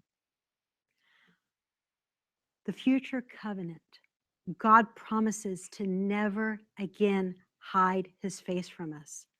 The Song of Moses is in Israel's past at the time of the restoration. God will not leave anyone in captivity. He will restore us to the land to never again drive us out of the land. Isaiah builds on the concept of God giving Israel a covenant of peace when he writes in Isaiah 60, verse 18. He says, violence shall be no more heard in your land, wasting nor destruction within your borders, but your walls shall be called salvation and your gates praise. And then skip down to verse 21. Your people shall be all righteous. They shall inherit the land forever. The branch of my planting, the work of my hands, that I may be glorified. Israel will inherit the land forever. Yahweh will no longer hide his face from us. But notice in this, not once does any prophet, including Jeremiah, express the idea that there will be a new Torah, the Hoch, the Mishpat, the Mitzvot. None of the statutes, commands, judgments will change. The underlying ideas will stay the same. Will they be applied in different ways? It is possible that some of the things will be applied in different ways. For instance, one of the regulations in the Torah is that if you build a house, you have to put a fence along the roof of your house so people don't fall off. Well, in ancient times, you had cities where people would walk from housetop to housetop, and often it formed a easy way to get around the city. So it was a matter of negligence and safety. That is not, we don't do that today. But at the same time, if you build a balcony or you have stairs that have an open area, it is a good idea to have a fence. So you would apply it in that way. So the exact way in which Torah is applied, the exact way that our society functions today is not the same that it was 3,500 years ago. So the application, the day-to-day life, will probably need some updating just because society works different. Yeah, like a swimming pool. Good example, Dave. Excellent example. Or like a well. Who remembers baby Jessica? You know, that was, I guess we're dating ourselves here. I think that was 23 years ago now. But if you have a well, you cover it. 87. Okay. If you have a well, you cover it up. So see, these are timeless principles. But again, the way of Yahweh, the philosophical ideas of right and wrong do not change. So my original question is Torah, healing health for all nations, is an absolute and unhindered yes. This is why Torah is so important. It defines morality, it defines righteousness and justice, providing common values capable of unifying all nations. Harmony and understanding Torah will heal every nation's doublethink so they can enjoy peace with other nations and no longer desire to make war. Now, I would like to challenge your own doublethink. Throughout the Tanakh, or the Old Testament, God talks about remembering his covenant. We discussed this a little bit last week.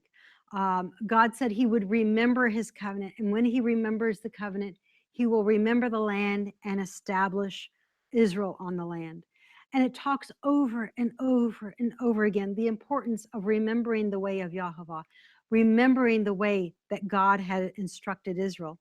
In fact, Numbers 15, verse 40, God states that Israel should make fringes on their garment so that they could remember to do all the commandments and be holy unto Yahweh. And in Malachi 4:4, the messenger commands Israel, remember you the law of my servant Moses, which I commanded him in Horeb for all Israel's, even with the Hoch and the Mishpat. So in the area of doublethink, why would God go through so much trouble to instruct us in painstakingly detail his way of life if that way of life was at some point in time no longer going to be valid?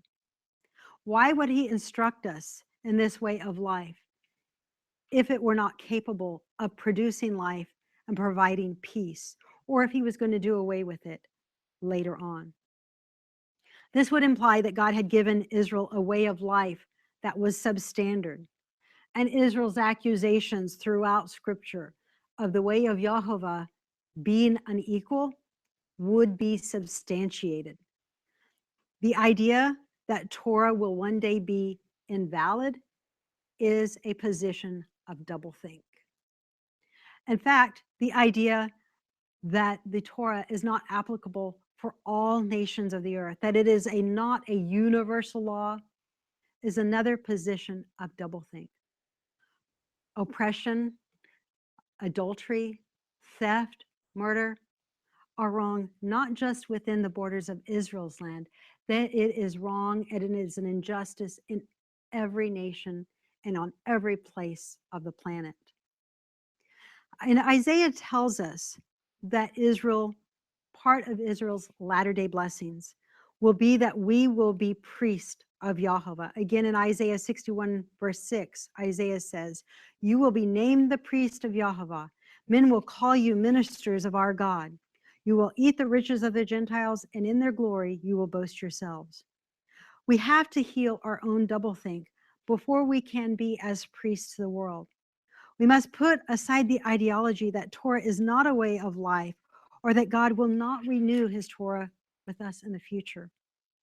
Only when we remember that God will remember his covenant that he made with his forefathers, that he will redeem us to the land, and he will make a new covenant with us where he will no longer hide his face, be angry with us, or deport us off the land. Only when you and I understand that the Torah, ancient Israel's constitution, is eternally important, only when we understand that its ability to define morality, righteousness, and justice, only then can we find common values that nations will enjoy unity of seeing eye to eye. And only when you and I can understand the harmony of Torah, we can become as a kingdom of priests that teaches other nations why following Torah is better than making war. Then will the nations turn their swords into plowshares, and nations will not rise up against nations anymore. Shabbat Shalom.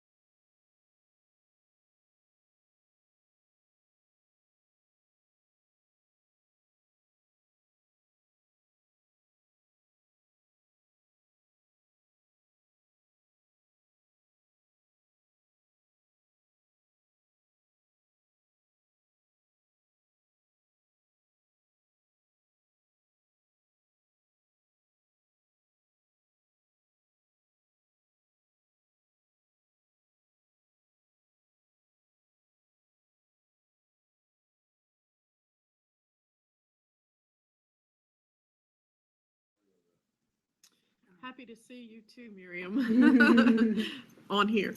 Yes. One day, hopefully, we'll all get Hopefully, together. yeah. And guys, if you haven't made your reservations, the Yeah. Unify conference is, what are we? We're about 6 weeks, maybe something like 6 that. or 7 weeks Yeah. away. And that's here in St. Francisville. The hotel Mhm. rooms usually stay in demand, so you really have to book right Yes. away. Even if you think you may cancel later on, Mhm. as long as you cancel within 24 hours of arrival, there is no penalty. So it's better to book a room, have them hold it, rather than having no access to a room whatsoever. So It's better to have a room and not use it than use a room and not have it. right. And even still, you could have that room and then be able to transfer it over to somebody else who Right. will be able to make it. Well, that's a good idea. So, anyways. So we're not. What's some of our discussion this morning was how do you do this? How do you? I mean, I'm following the notes. Pretty thick stuff here. Pretty much hit it word for word. I know you're not reading. I mean, I know you. Right. I know you. I was watching you. Kind of. How do you do that? I mean, You wrote it. Well, honestly, there is something magical about studying it and writing it. Yes. And I've been studying this almost my whole life, but intensely for 17 years now. so you don't like to. It's written on your heart. Yes, it's written. Well, it just really it does. It becomes a part of you. It becomes You can glance down at the notes part and you know of what you're your going to core. say.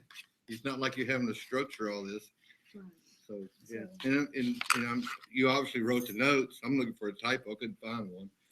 That's only thanks to Word. Okay, if you say so. No, that's thanks to Word. So, but now Sherry had a very interesting question. Okay, go ahead. You mentioned, how the Torah principles, well, the laws about, like, if in those days they had the laws about making a railing over your rooftop. It's like now we don't have that problem. We don't have the structure like that, and so I begin to wonder. Okay, so on the laws for kashrut, the health laws, like now we have so much knowledge about what's healthy to eat, what's not. It's like, could that possibly be, a progressive thing that Jehovah is educating the whole world about? See, this is this is how you should eat. This is, Absolutely. to the point where if the whole world gains this knowledge, nobody's going to need to teach them anymore. That kind of idea. Exactly. I totally agree. You had a point, Dave? Yeah, just on that, I have an exception on that. I mean, it's like, yeah, we know about some of the diseases and some of the issues. Take pigs, for example. Mm-hmm. When the Torah was written, it doesn't really say why we shouldn't eat them. Mm-hmm. So, but we've studied and we know that some of the reasons why we shouldn't eat is they have toxins and worms and all kinds of little things crawling out of them and stuff. Right. But and as long as it's cooked to a proper temperature, it's not as bad, so to speak. Right. In reality, Right. You got to cook it to got to get to a certain degree. But fire is not higher than it used to be. So I mean, your point is good, but I'm just saying. Well, since we know how to cook pork now, can we eat it? No. I think that comes to a point where obedience comes in. Yeah.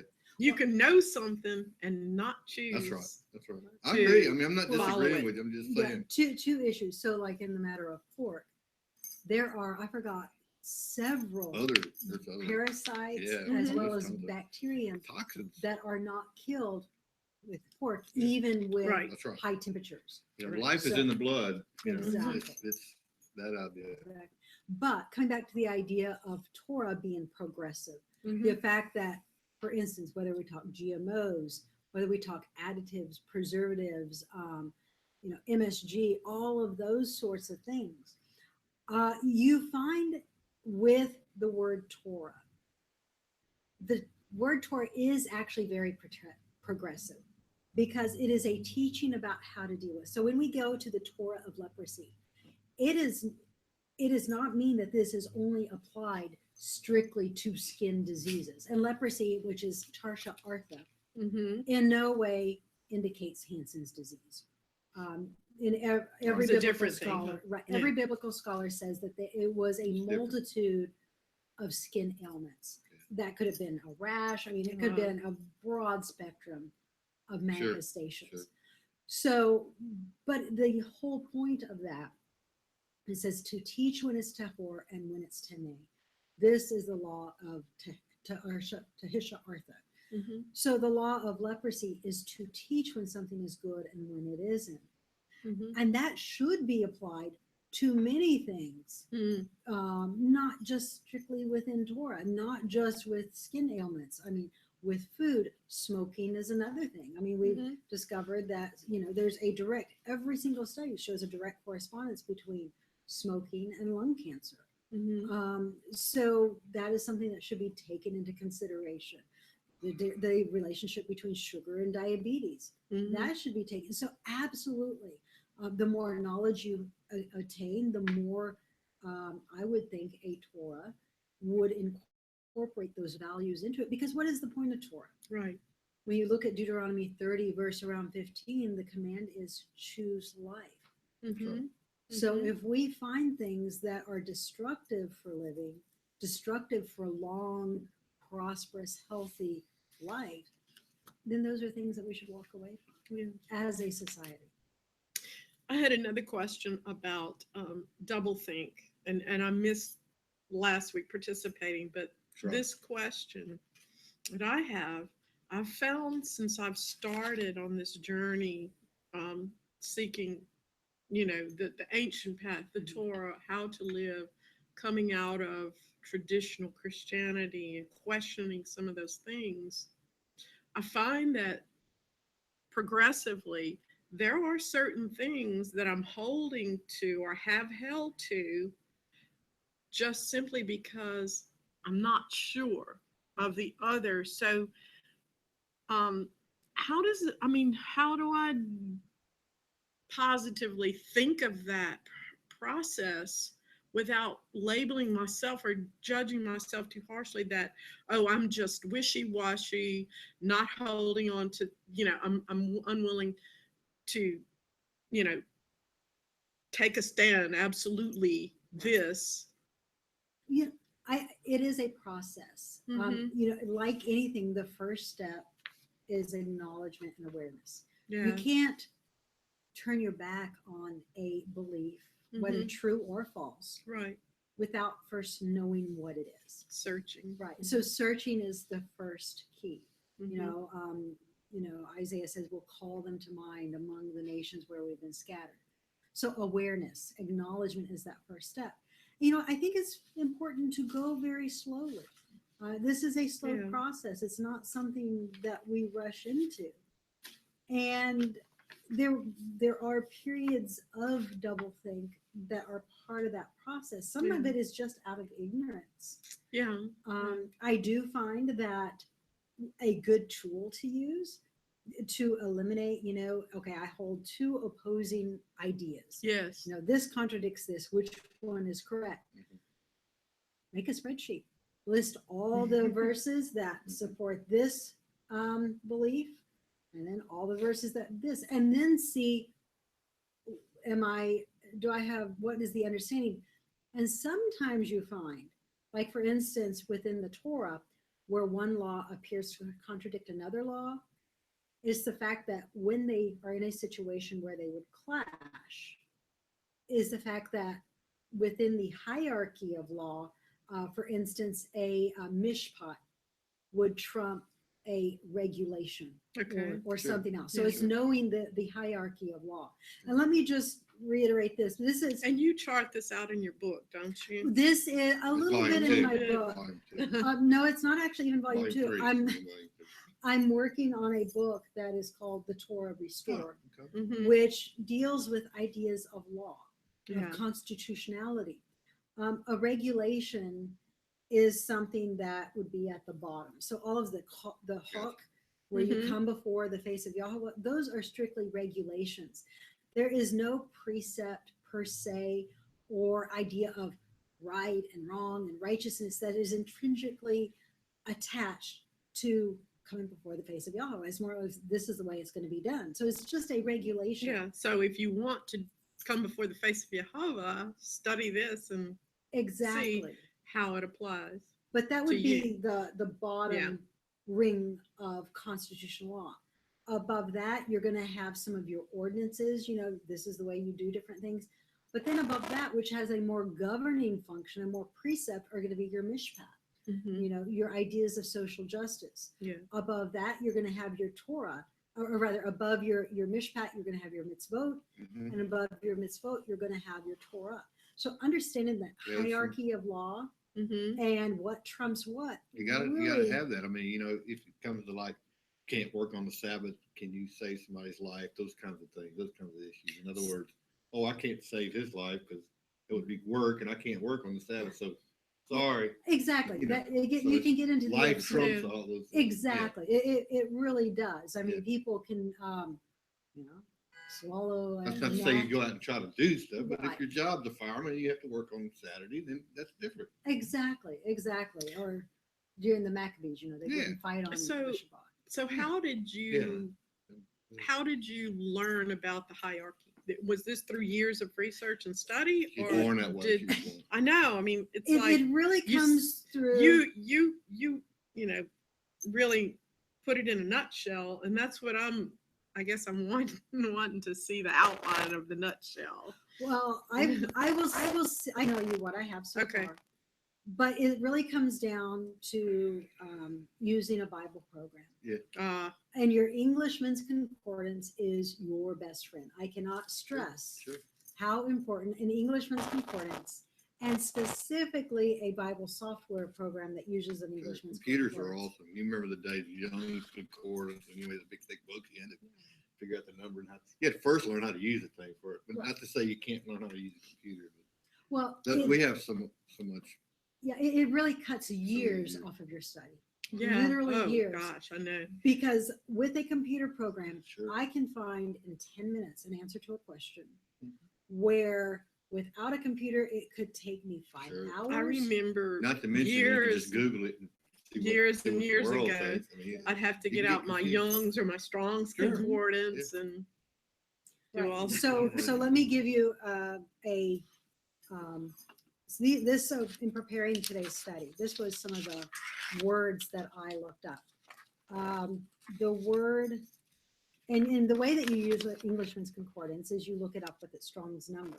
Now, Strong is not infallible. There are many errors, but you have the ability to look for it in various noun and verb forms, and sometimes adjectives come through as well, but it's usually noun and verb. So like I looked up the word, you shall put evil out of the land, which is Strong number 1197. I looked at every place where that's used. Sometimes it means brother-in-law, sister-in-law, but there's this connotation specifically within the book of Deuteronomy of burning evil off the land. And you do that through a government that basically is intolerant to wickedness on its own land. It establishes righteousness and justice for all people, no matter ethnic, social, economic. What's your favorite? Somebody wants to know what your software is. I can put a link. Sure. I use PC Bible Study, and the reason I use PC Bible Study is because it's one of the least expensive. And Cindy, they're also out of Washington, so that's where they're located. I think maybe in Salem. But the PC Bible Study is one of the cheaper tools you can use, and it's also one of the least cumbersome, one of the easiest tools to master. And if any of you guys would like a lesson, and if you get the software and you'd like a lesson, I can walk you through it about 5 minutes. You really have, everything that you need to know with it. Where I also have Bible Works, which has some more Hebrew applications, but it's also like double or triple times the cost. Is that it right there? Yes, PC, and it's by BibleSoft is the manufacturer. I'm just gonna put a link up. Now, Vicki says the biggest thing I've learned from is my former beliefs. I spiritualized the Torah and Tanakh. The idea of changing it to a legal code is eye-opening. Yeah, That was actually, I will say, Vicki, eye-opening for me as well. To come at the Torah, not primarily as a religious text, not primarily as feel-good religion, and approaching it as constitution is something that has just not only revolutionized my understanding, but has provided such harmony and such cogency from A to Z, or from Aleph to Tav, of the entire Tanakh, where it makes sense and it just really comes alive. So yeah, I absolutely love it. Okay, we have that. Mhm. Let's see. There were a whole lot of questions that, Right. Oh, and there's Vicky's a lot of comments that this is good, it's good, a good teaching and so on and so forth. And you're right, Vicky. To say that the law is dead is the biggest misconception of religious progressionism in the world. And this is what I bring out in some of my interviews, is that it is ironic. The conservatives in America today. People assume that. Well, your constitutionalists that say we've got to follow the Constitution. Okay. Because we can't have double think, parallel societies, all of this. It's written. Exactly. Yeah. We've got to follow it. Yeah. And they see that it's a way of life and that it's good for them. Yeah. But here's the double think. Because when it comes to religion, they are the first to cast aside the Torah. Sure. It's my example is, it's my interpretation of this following the Constitution, so to speak. Is it a living document or is it not a living document? Is it, that kind of idea. So your point is that, we got the Holy Spirit out there. We can just listen to him. He'll tell us, he'll show us, which, technically is true, but, it's not, we can't use that as a tool to say, but this is the way I see it. My Bible says this, well, let the Holy Spirit teach you and guide you. That's okay to say, but study, see what the text says. Right. Try the Spirit. See what it does. That's right. See if it Y'all's lines point up. is, see what it doesn't say. Speak where it speaks. Be silent where it's silent. Y'all ready? Y'all got all the easy questions. I got a hard one for you. Okay. Yeah. This is my question. Okay. Go. And it depends on how I deliver this question. How it's answered. So I've got to work on that. Better hold on to the just table. terrible. No, it's just, it has to do with the way of Jehovah. That's what you're talking about here. We will eventually know the way of Jehovah. That's what the Torah is about. Maybe I'm not presenting this right. Let's see. And you talked about life for a life, limb for limb, blood, however it's worded, how is it worded, life for life, murder, Right. Murder. My question is, if it's the way of Jehovah and it doesn't change, what about the Cain and Abel story? How come Cain was allowed to live? If the way of Jehovah is to life for life. Okay. Well, let let me expand that. Okay. To one that's even more controversial. Okay. You're asking him, why was Cain permitted to live when he murdered his brother? Why the way of Jehovah allow for that to happen? Okay. Even more controversial. Why was David allowed to live Sure. when he committed murder? And but ultimately David paid for it, and so I guess I'm gonna did he pay for it, or did his children pay for it? Right. Okay. So you find that God's mercy and his justice often take into account the needs of society many times. So with Cain, there is this need to populate the earth. Okay. So perhaps that is one reason. There's also the fact that God can extend mercy at times. With David, had God demanded justice, as the law demands, it would have affected Israel. So 2 points. Number one, with God's mercy of David, God did not discount all the good David had done in his life, all the work David had done towards establishing the kingdom, towards making sure that Israel was Torah observant. God did not discount that. Number two, is the fact that had God removed David from office, or had he killed David, as the law demanded, that the nation of Israel would have suffered. Because when you look at the nations or the kings that succeeded David, Mm-hmm. not succeeded. So, anyways, Yeah. came after David. Yeah, there you go. You find that each Succession. of the, thank you, succession. You find that each of them became more and more oppressive. You know, Solomon was incredibly oppressive with all of the building works that he undertook, the corvée labor that he extracted. So it would have trickled down to Israel's citizens.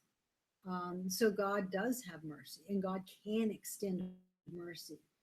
You find is that mercy is often defined according to Exodus 34 verses 6 and 7, Mhm.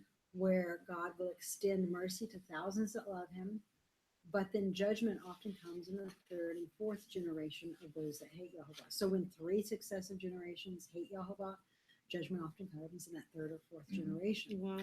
Well, I mean, there's no doubt, God can do, I'm gonna say pretty much whatever he wants to do, so to speak. I think he has to follow. I mean, can he make a rock bigger than one he can pick up? That kind of Right. those philosophical questions. But mine had to do with more of the way of Jehovah and what is the way of Jehovah. And we're gonna in the future we're gonna have that in our heart. We're gonna know the ways of Jehovah, and and and the and in the planning stage in the beginning, the way of Jehovah seems to be a little different. I don't know that it was. I don't Yeah. know. We don't Vicky know. has a Okay. good comment. We don't know about maybe the text has a little bit more to it. I just wanted to bring that up. No, it's That's a all. great. It's a great. Or point. Cindy.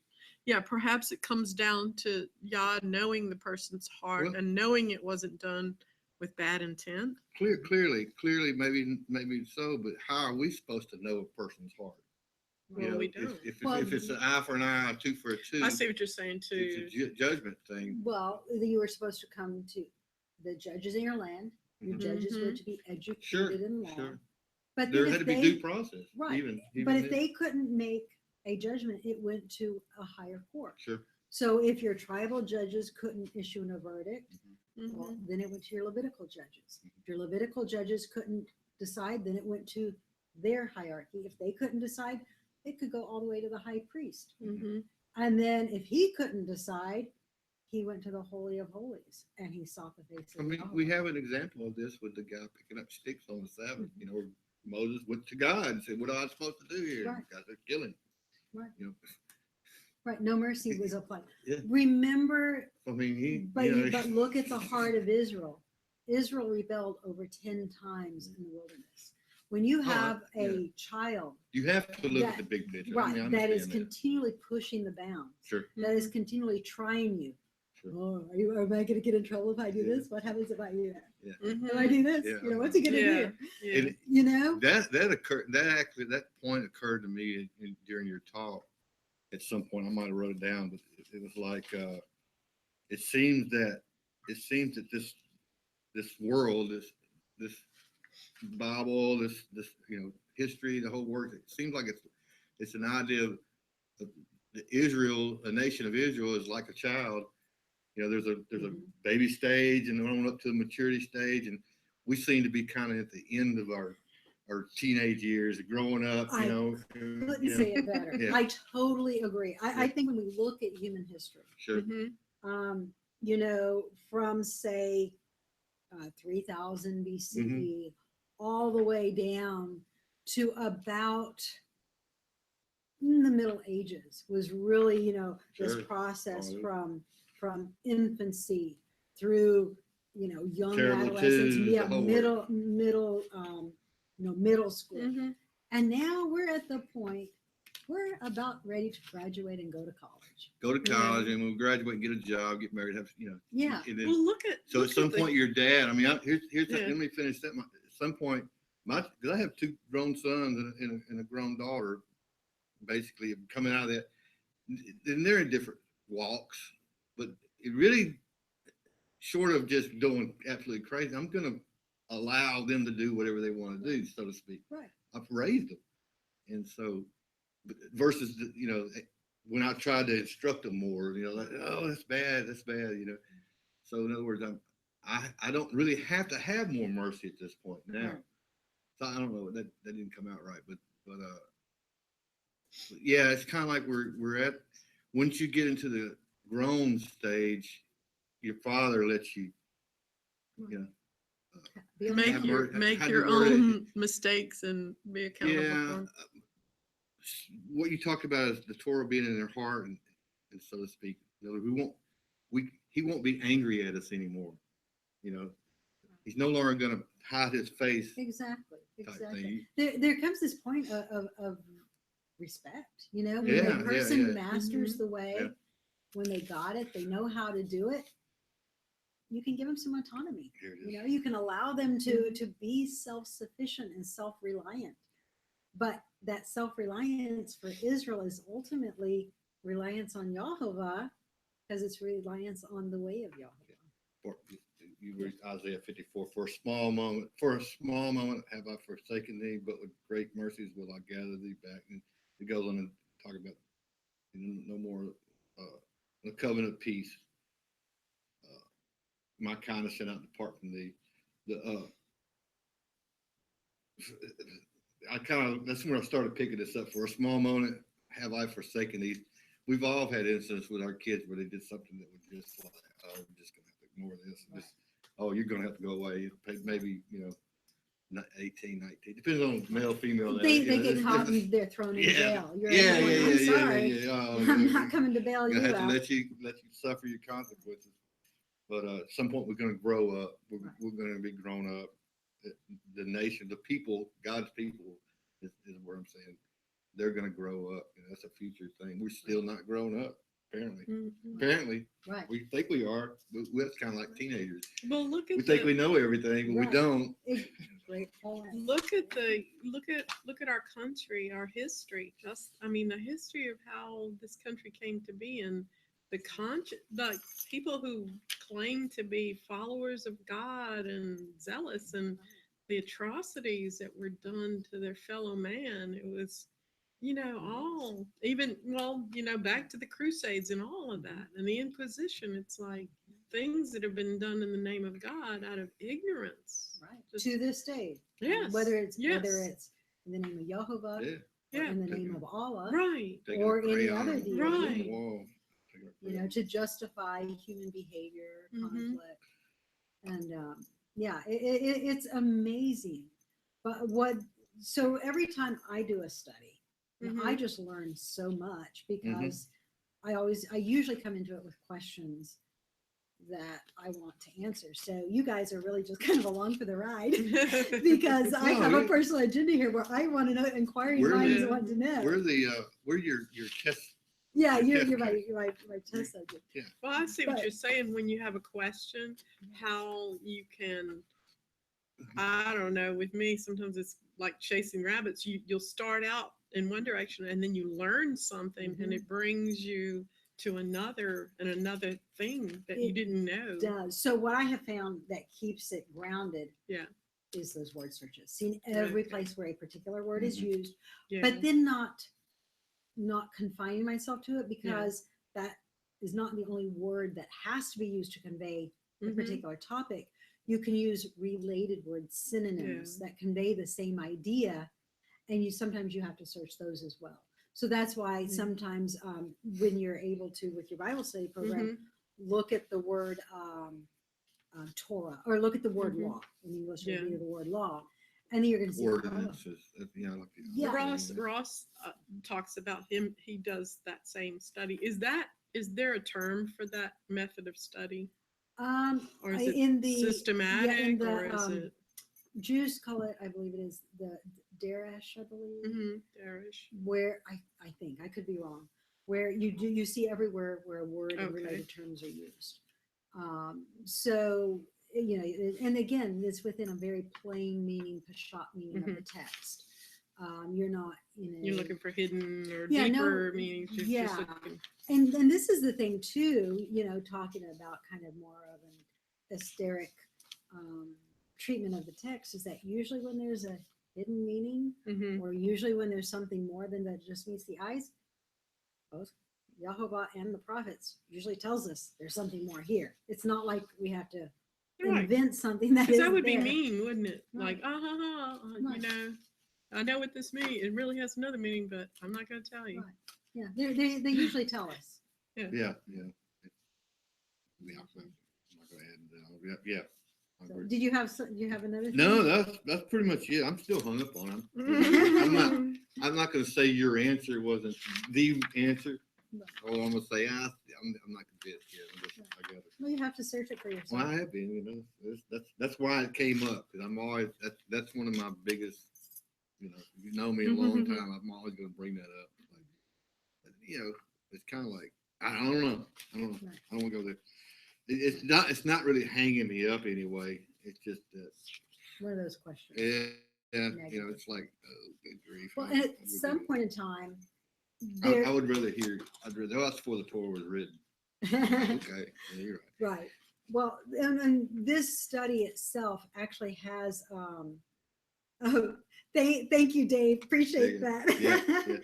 yeah. This study actually has more to it. It's just that I was already so far over in time, I couldn't add more to this this study that really makes that part 2 of the new covenant even a more unified concept. So at some point in time, I will come back, we'll redo this study that we did today.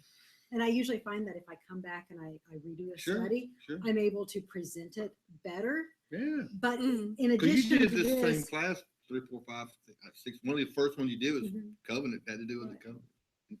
right, I'm not gonna say it's got any weird. It's changed. right. It's And not, each time you learn a better Yeah. way to present it. But there's more to this story Yeah. than what's here, than what I presented today. And Sure. when you see that big picture, the macro view, it just draws, for me, it draws everything in together and is a complete package where it totally harmonizes. There's no double think. So, yeah, no, yeah. I got Happy the birthday, single-minded- Dave Tyler. Single-minded- Oh, this is happy Purim birthday, Eve, Dave. isn't it? Yes. biblical birthday. And I would offer to sing happy birthday, but I would Yeah, no, it's we- too yeah. much. Yeah, I couldn't even back you up on that one. Yeah. So it would be like listen to the crows cow. Oh, So we'll just tell you and have a wonderful birthday, Dave. And I hope you're having Old. a great day. Oh, and then in just a couple of weeks, the Tylers, myself, and Yeah. Ross, Mm. and I believe the gentleman, Yeah, Barry Barry. from Israel. and no, who's the other guy that is coming from Oh. St. Francis? Oh. I can't remember. Not Chad is Chad coming. and the Stephen. and Chad. Yeah. We are all going to the United Nations Yes. in about Okay. 2 Yeah. weeks. Yeah. So that's exciting. Oh, Yeah. I didn't You're know gonna you were go? going to. Yes, That's I'm great. going to. Wow. I'm going to. We're gonna represent. Thank you, Miriam. Yes, it's gonna be phenomenal. So you really have been looking into getting an airplane. Yeah, I have cut down on my flight time. I mean, you can take your friends with you. I mean, that's There another you go. thing. Yeah, save a little bit of That's airfare. that's really. We were talking earlier about how much Yeah. travel we all do and so on and so forth. Not that I'm a traveler, but You'd like if I to could, be. If I could, I You'd would. like to be. So yeah, just imagine if you had a little airplane we could drive. We could fly what? How many people? I'm sure you reached 8. eight people. You couldn't put a little trailer. You don't make little trailers that go on the back. Unfortunately, no. Yeah, I know. Some of us need the great big U-Haul. So. Well, do we have anything else to discuss? Ideas out there? No, I just I No, like how they you covered started my this out. questions. How will the nations no longer desire to make war? And I underline desire. You were emphasizing how, and so the desire not to have war anymore. Well, that's a tough one. You touched on it, but you It's got it. you It's talked got about the tribes and how us having the proper leadership and economics and treating the environment, all that stuff, all grouped into one, and all that turns into not having a desire to have war anymore. Well, You don't have a reason to want. Well, his it's goals. not just a Well, that reason. wrong I goal. think Jehovah will change the You think? hearts of the people. Will be different. I think they'll be filled for love for him and their fellow man. See, that's kind of where. I mean, I agree with that. That's easy to say, I think it's because it's taken so long. Humanity has to get to a point where we're able to do that too. I mean, we have to do some work there, I believe. I think that's why the question has to be answered. Well, yeah, practically Why is it speaking. taking so long? Why did it take? It's been thousands and thousands of years. Well, we're still growing. We're still evolving. We have. It's not a matter of we have to wait until God does it. No, we have to start doing it. Well, I think it's when we And say it's both. I know. it's when we are willing to take the law into our own Yeah, hands and to Yeah. do it. Mhm. yeah, That's when we begin to grow. This whole waiting on God for salvation, waiting on this and waiting on Yeah. this, those are just excuses. Yeah. right. Those are just When we excuses. turn, He will turn. Right. That's the hell. Exactly. And I like the way you talked about that in your talk. Is that it's the big picture we have to look at here. You know, just like in the Noah, where the rainbow, that idea, that picture you showed, it also says He's going to knock the mountains and the hills down. He's going to take the bumps and stuff out of our world. You know, we're going to have to do some work, but He's going to come in and level mountains. Well, for us. he is. He's I going to mean, move mountains for us. the idea that in that day He will remove the veil of the covering that is on all nations of the Mhm. earth. That's right. That means that all nations are deceived. Yeah, All nations are living in I blindness. believe that. I Yeah. believe that. So- yeah, So the Yeah. question then becomes, I mean, and this is where it gets really fun and exciting. Sure. How is it going to happen? Right. yeah. You know, researching that process and I mean, It's all anticipating. speculation right now. It's speculation, but it is just so full of hope Yes. and so full of so many promises for the future Mhm. that it just becomes something that is, something to look And forward to. like I say, the best counsel you can give your children growing up is that just be patient, wait, Mhm. it'll happen. You know, time will go faster. Don't worry. That's right. But We're going to be having trouble keeping up, I think, here Mhm. when everything starts to Yeah. happen. well, that's the best advice I could give anybody. Give you is just, don't be in a hurry here. Right. Take care of the stuff now. I mean, it might be thousands and thousands more years. I'm just saying. Yeah. And so with that in mind, it might be tomorrow. Who knows? It might, something might, but my point is we need to start doing today what we That's can right. do. We have to start looking at that and say, what is our particular job in this story? Are we just getting ready to graduate? Right. And how does a person get ready to graduate? They got to wear the gowns. They got to, they got to get all that stuff. Right. If we want the benefits that come Mhm. from a biblical policy, Mhm. we have to enact the biblical policy. Sure.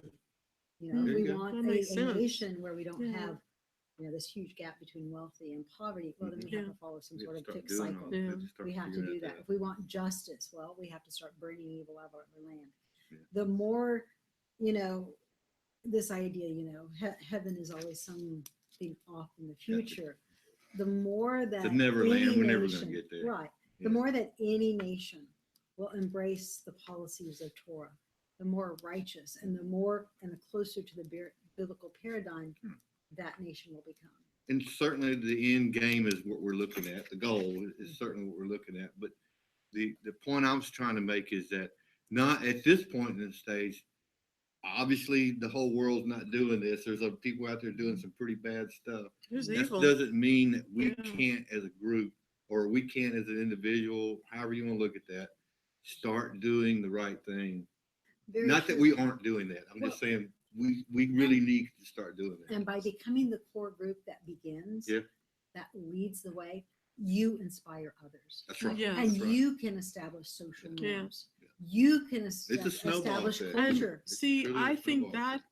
may be part of what Dave's question was. How will people desire not to make war anymore? I One think, person at a time. like Big you power, so. said, if you start to do the Torah, you follow Mhm. the way, and people are You know- affected by it in a good way, they're going to see and they're going to be inspired to want to be that way too. Exactly. and Deuteronomy 4:4-10. The nations acknowledge Yeah. the wisdom and the understanding of Yes, closeness yes. to God. Yes. Nations are able to get it. They discern it. Yeah. And I'm not anywhere coming close to saying we haven't been doing that. There are some people that are doing that, have been doing that, They got the T-shirt. Mhm, You know? right. So Mhm. I'm not saying nobody's doing. We need to start doing this. I'm saying we can start doing this. We can. There's people that have been doing it. Mhm. Some of us have. You know, Right. been Well, doing again, it. but and look at, you know, our group is steadily expanding. The group of people that I come in contact, whether it's on Facebook, social media, or just phone calls from out of the blue, Right. it's continually Well, letters, expanding yeah. of people that are saying, "Oh my goodness, you know, Where's this I love the been? What- Torah, you know, How that how I come I never identify saw this with before? Ephraim or something like that." Mhm. And just this love of God, and then to embrace the biblical paradigm, the biblical constitution, you know, we each and every one of us, Mhm. you know, so if you've ever seen one of those little pic docs, pic matrix, Mhm. pictures, you know, every single pixel is important to make up the Mhm. whole Whole picture. picture. And you know, I can lose one or two or three, but you start losing too many, and the picture becomes blurry. It becomes Distorted. Yeah, real Yeah. distorted. It hit me that the fear of Jehovah is the beginning of I don't know, Wisdom. wisdom, or I don't know. I'm not trying to quote scripture here. I'm just saying the fear of Jehovah. It occurred to me when we were doing this talk is that we have that. We have some of us have a lot of it, some of us have some of it, but it seems like it's really got to get to a point where we're gonna really have to get some serious fear going on here. That if we don't do this, pretty bad stuff's gonna happen.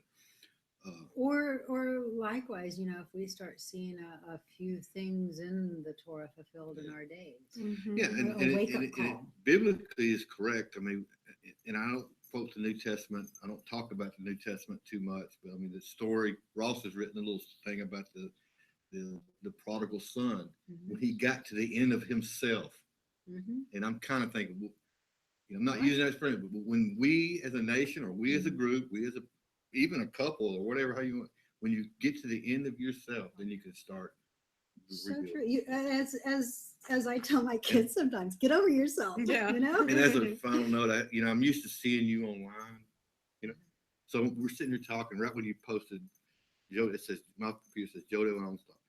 Amen, Dave. I think you were even talking to Dave Tyler, but Yeah. I saw that. I just said something. I'm looking down and go, shit, she agreed with me. Oh, wait, she's sitting right there. I know. Talking to somebody Social else. media and face to face Crazy. is different dynamics. It's crazy. Let me just say, Suspended. amen, Dave. Suspended reasoning here. Wrong Dave. Anyway. It can be just be. So All right. what we have Uh-huh. we have what the conference coming up here. How Yeah. many days is that? So it's from now? 3 days. It's the No, last. how many weekend days of from April. now we have? Is it 3 weeks? Oh I no, don't it's keep more up. like Use calendars.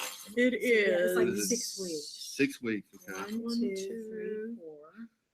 3, 4, 5, 6. So 6 Almost 7. Saturdays. Almost 7. Okay. Almost 7. Almost 7 weeks. Okay. Right. So, and make your reservations at the Best Western Mhm. St. And Francisville. is this Tell them you're with United Israel. You'll get somewhat of a and discount. the United Nations thing is between Yeah. now So and the then? United Yeah. Nations, we fly out on And you're going to March meet the Tylers 27th. up there too, right? Yeah, Wow. meet the Cool. Tylers and meet Nikki Haley, and we're going to just network. The entire point of the conference is against the BDS movement, Yeah. and Any way you can do some Facebook Live? We'll see what we can I got to do. talk to you about that. But Yeah. Yeah, and absolutely. 'Cause you have your you're little gonna, you're gonna meet phone up there and with, you can- with Yes. Naomi, the lady Naomi, am I saying it right? Naomi, yeah. And I've Yes. met her before. You have. Yeah, Okay. she came to the United Israel conference many years ago. Very good. I don't know, 8, 9, I don't know what it was, and did a little small, little in between lunch talk. Mhm. She was just a secretary that maintained the office of David Horowitz and stuff. I remember that. A lot of people were busy doing stuff, and I was videoing it, and I really paid attention. I even had to remind Ross that recently when he started talking about this, I said, we met the lady that you're talking about here. Oh, no. And I said, yeah. I come up with her name. So Right. that's great, man. Y'all going to go do that, Yeah. take care of that kind of stuff. That kind of The stuff. diplomatic stuff. I'm not the diplomatic guy. I'm not. front man anyway. Yeah, I just want to make sure we had our calendar. Yeah, everybody. yeah, we have a If there's lot of any- fun things to look forward And to. Ross is in the land. They Yeah. just got to the desert and Nice. doing They all went that to and doing all that. Mm-hmm. And if you guys have any questions about the upcoming events, Ross will be back. He's good at doing that kind of stuff. He Keeping is. up with everybody going on. But obviously, he's busy. I've been noticing that he hadn't been doing a lot of posting. Right. But and I had to think, well, why is that? Because when we were there, just me and him, he was posting all over. Right. I'm going to think, well, And when you're in yeah, leadership, all he had to they do was take look care after of- me. yeah. Now he doesn't look after what 30 or 40 other people Right, there. right, Doing yeah. questions. But they're having fun. Everybody seems to be really enjoying the tour. Somebody asked Miranda, want to know if there's any reports, and Yeah. we've gotten a few on Facebook. on maybe. Facebook. Yeah. James keeps posting, where am I at? Yeah. I keep thinking, I'm finally going to say, Ross, James, come on, you're lost, man. You don't know where you're at. Come on. You keep saying, where am I? I was going to post one, a comment to like, where am I at? Just out in the woods somewhere, get a picture of Dave. Go look for Waldo. Yeah, that's what I'm thinking. All right. All right, guys. Thank you, Shabbat shalom. thank you, Jody. Oh, You did a you're wonderful. welcome. Thank you class. guys for joining us. I love the comments and the discussion. So thank you guys. Have a great week.